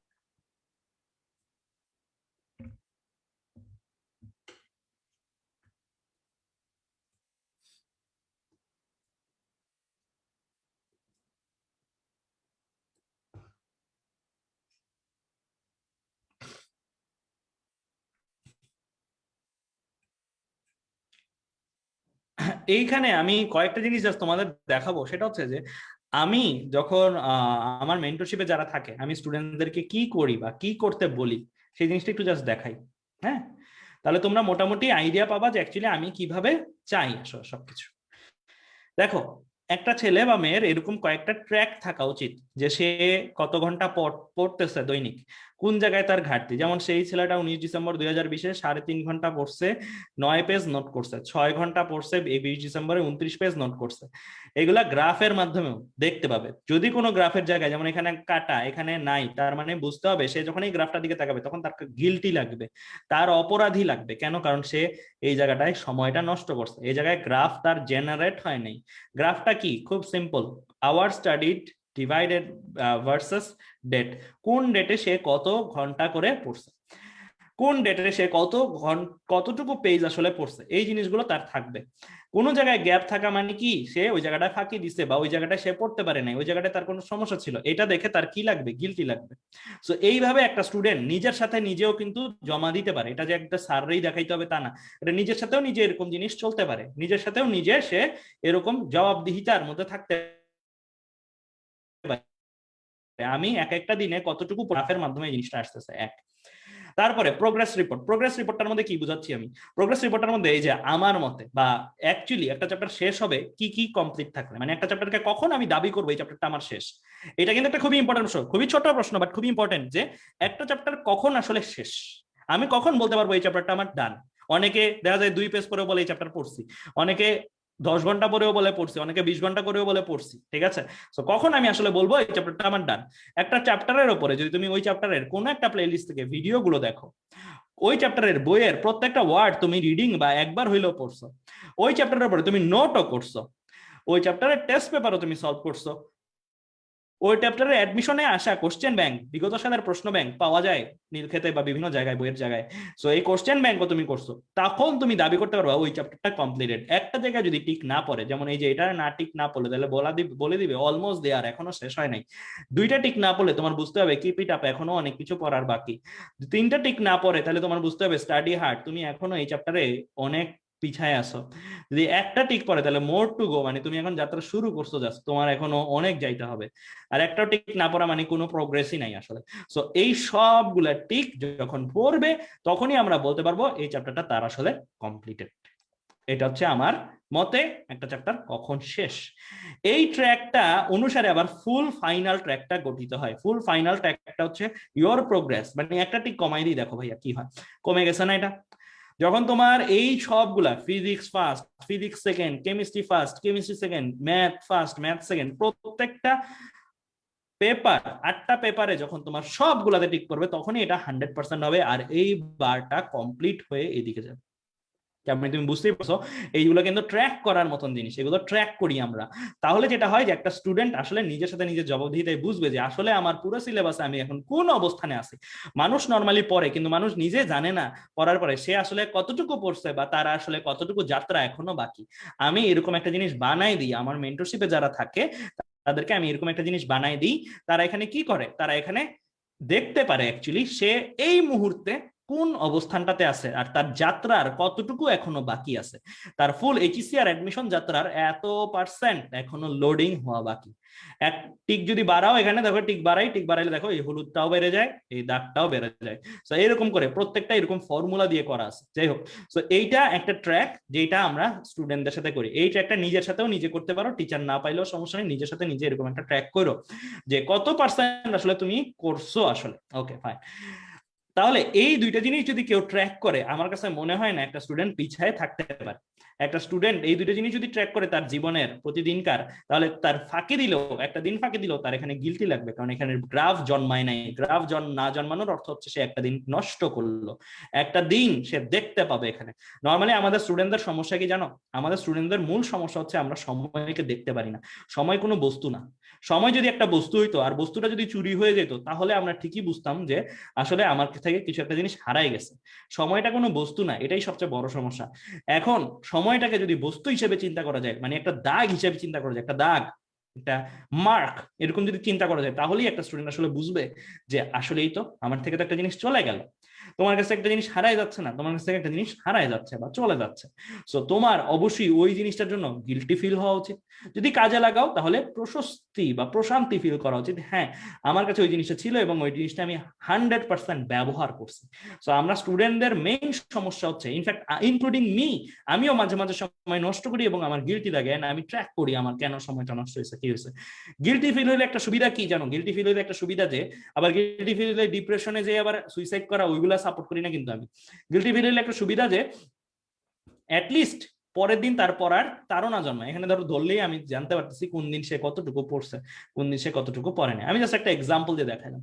সো এই জিনিসটা তুমি নিজের সাথে নিজে ম্যানুয়ালি মেনটেন করো, ডিজিটালি যে মেনটেন করতে হবে তা না। তুমি একটা খাতা রাখো, তোমার একটা চেক লিস্ট রাখো, তুমি একটা ডেট, ওই জায়গাতে তুমি ক্যালেন্ডার, মোবাইলে এখন গুগলের ক্যালেন্ডার আছে, অনেক কিছুর ব্যবহার করে তুমি কি এই জিনিসটা ট্র্যাক করতে পারো। সো আমরা এইটাই চাই তোমাদের মধ্যে থেকে, এই জিনিসটাই ঘটুক, আমরা এটা চাই যে তোমরা নিজেদের পড়া নিজেরা ট্র্যাক করো। যে 150টা দিন আছে সামনে, এই 150টা দিন তুমি যদি চিন্তা করো, 150টা দিন তুমি 8 ঘন্টা করে পড়বা, আল্লাহর রহমতে দেখবা যে এই টিক গুলার সবগুলাই টিক পড়ে গেছে। এই সবগুলাই টিক পড়ে যাইতেই হবে, কারণ তুমি কাজে লাগাইছো টাইমটা। এন্ড টিক না পড়ার অর্থ হচ্ছে কি, তুমি অ্যাকচুয়ালি কি করছো, সামথিং এখনো তোমার বাকি। ঠিক আছে? সো এটা হচ্ছে আমার একটা জিনিস যেটা আমি বলবো যে আমাদের যারা যারা এই লাইফটা দেখতেছো তারা এটা ফলো করতে পারো। এইভাবে আমি আমার স্টুডেন্টদের ট্র্যাক করি যে তার অবস্থাটা কিরকম আছে। ঠিক আছে? বোঝা যাচ্ছে?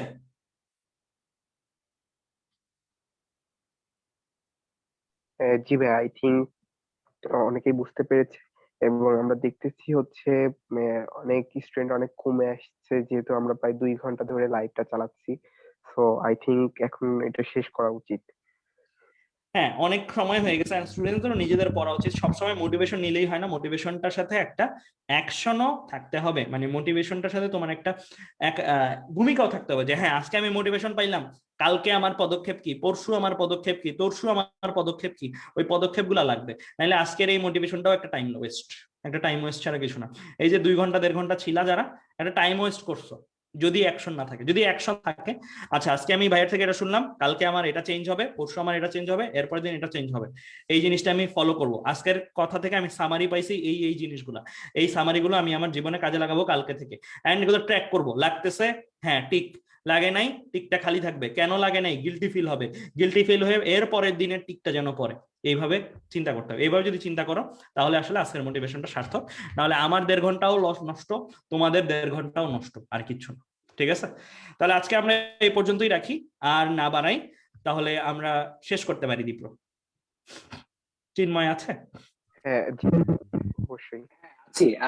হ্যাঁ, তাহলে হচ্ছে মোটামুটি সব ধরনের কথাই আজকে হয়েছে আসলে, এবং আশা করি স্টুডেন্টরা, মানে আমরা যেটা দেখছিলাম আর কি, ট্রেন্ডটা যে একটু মানে সিরিয়াসনেসটা কমে যাচ্ছে।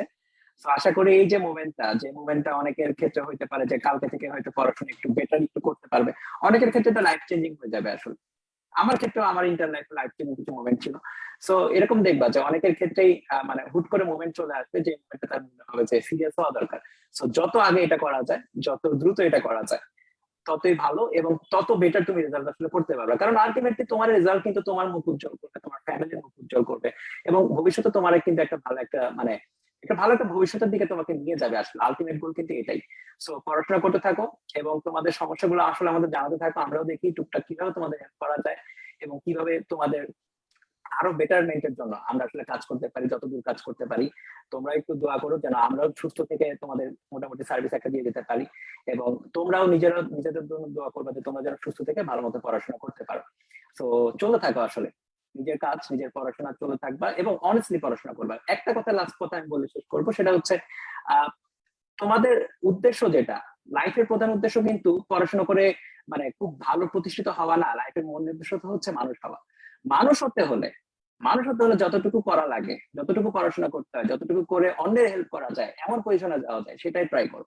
কারণ অন্যের হেল্প করতে গেলেও তোমার কিন্তু ভালো লেভেলে প্রতিষ্ঠিত হওয়া লাগবে। প্রতিষ্ঠিত হওয়ার জন্য কি করতে হচ্ছে, ভালো মতো পড়াশোনা করতে হবে। আমাদের সমাজে ভালো মতো পড়াশোনা না করলে কিন্তু প্রতিষ্ঠিত হওয়া কিন্তু ডিফিকাল্ট, অনেক ডিফিকাল্ট। সো ভালো মানুষ হতে হবে, প্রতিষ্ঠিত হতে হবে এবং অন্যের হেল্প করতে হবে যতটা পারা যায়। সো এইটা হচ্ছে তোমার লাইফের মেইন গোল হওয়া উচিত। সো এটার জন্য যা যা করতে হয় এই বয়স থেকেই তোমার করতে হবে। ঠিক আছে, তোমরা অনেক বড় হইছো, তোমাদের তো আর এখন এরকম না যে তোমরা তোমাদের যা বলবো আমরা তাই করবো, এরকম না। তোমরা কিন্তু নিজের ভালো নিজে বুঝতে পারো। সো এমন কিছু করো না যেটার ফলে হচ্ছে পরে যে তোমার হতাশা হয় যে তখন কেন সিরিয়াস হয়নি, তখন কেন সিরিয়াস হয়নি। ভাইটা বারবার বলছিল সিরিয়াস হও, নেক্সট দিন থেকে একটু করে ইমপ্রুভমেন্ট করতে থাকে এবং আস্তে আস্তে দেখবা যে তুমি অনেকটা আগায় গেছে, এবং এটাই তোমার রিয়েল লাইফে যে অনেক বেশি তোমার ইফেক্ট করবে এবং তুমি মানে ভালো ফিল করবে। আসলে এট লাস্ট তোমার নিজেরই অনেক ভালো লাগবে যে তুমি এটা করতে পারছো। ঠিক আছে আপার? আচ্ছা, ধন্যবাদ আপনাকে। আর এই পর্যায়ে অপর ভাইয়ের কাছ থেকে সেই বক্তব্য নিয়ে আজকের ঠিক আছে, তাহলে তো অনেক কথা বললাম আমি আর চিন্ময়। আশা করব যে অনেকগুলো মেসেজ তোমরা এখান থেকে পেয়েছো এন্ড সেই মেসেজগুলো কাজে লাগে। আজকের সামারি করলে আমি প্রথমত আমরা দেখলাম যে আমাদের প্রতি পেপার, শুধু ইংলিশ বাংলা এসে বাদ দিলেও প্রতি পেপার পড়ার জন্য এখন দিন আছে কত, 150 দিনে 8 দিয়ে ভাগ দিলাম 18.75 দিন, যেটা খুবই অ্যালার্মিং, শুনতে খুবই ছোট শোনাচ্ছে এন্ড অ্যাকচুয়ালি এটাই বাস্তব। এটা ভাইয়ারা কোনোটা বাড়ায় বলতেছি না, কমায় বলতেছি না, একদম এক্সাক্ট যেটা আসতেছে সেটাই বলতেছি। দ্বিতীয়ত মেসেজ পাইলাম নোট করতে হয় কিভাবে, অনেকগুলো 22 ব্যাচের স্টুডেন্টদের প্রশ্ন নিলাম, উত্তর দিলাম, অনেকের কমেন্ট নিলাম, উত্তর দিলাম। তো সিরিয়াস হও, মোট কথা এটাই আমরা চাই। আর এইবার এইচএসসি পরীক্ষার্থী এক ব্যাচ না 2 ব্যাচ, কে 21 ব্যাচও 22 ব্যাচও। আমি বলবো না 22 ব্যাচ এইচএসসি শিক্ষার্থী, আমি বলবো 22 ব্যাচ হচ্ছে এইচএসসি পরীক্ষার্থী কমপ্লিটলি। কেন? কারণ এইচএসসি পরীক্ষার্থী বলতাম যদি একটা ব্যাচ বাইরে হয়ে যেত, আগের ক্ষেত্রে কি হইতো, একটা ব্যাচ এইচএসসি তে বের হয়ে যায়, তখন পরের ব্যাচ হচ্ছে পরীক্ষার্থী হয়ে যায়, শিক্ষার্থীর থেকে কি হয়ে যায়, পরীক্ষার্থী হয়ে যায়। কিন্তু এখন একই সময়ে দুইটা এইচএসসি পরীক্ষার্থী, 2 ব্যাচ এইচএসসি পরীক্ষার্থী 21 ও 22।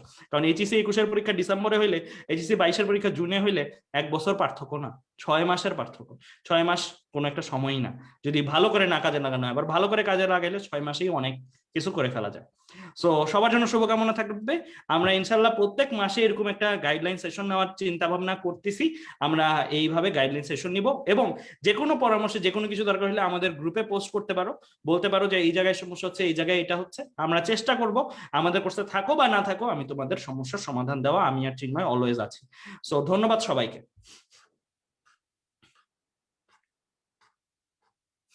দীপ্র, ভাই আপনার ওই হোস্ট অ্যাকাউন্ট থেকে এন্ড করে দিন। ওকে ঠিক আছে, তাহলে আমি এন্ড করে দিচ্ছি। আল্লাহ হাফেজ সবাইকে।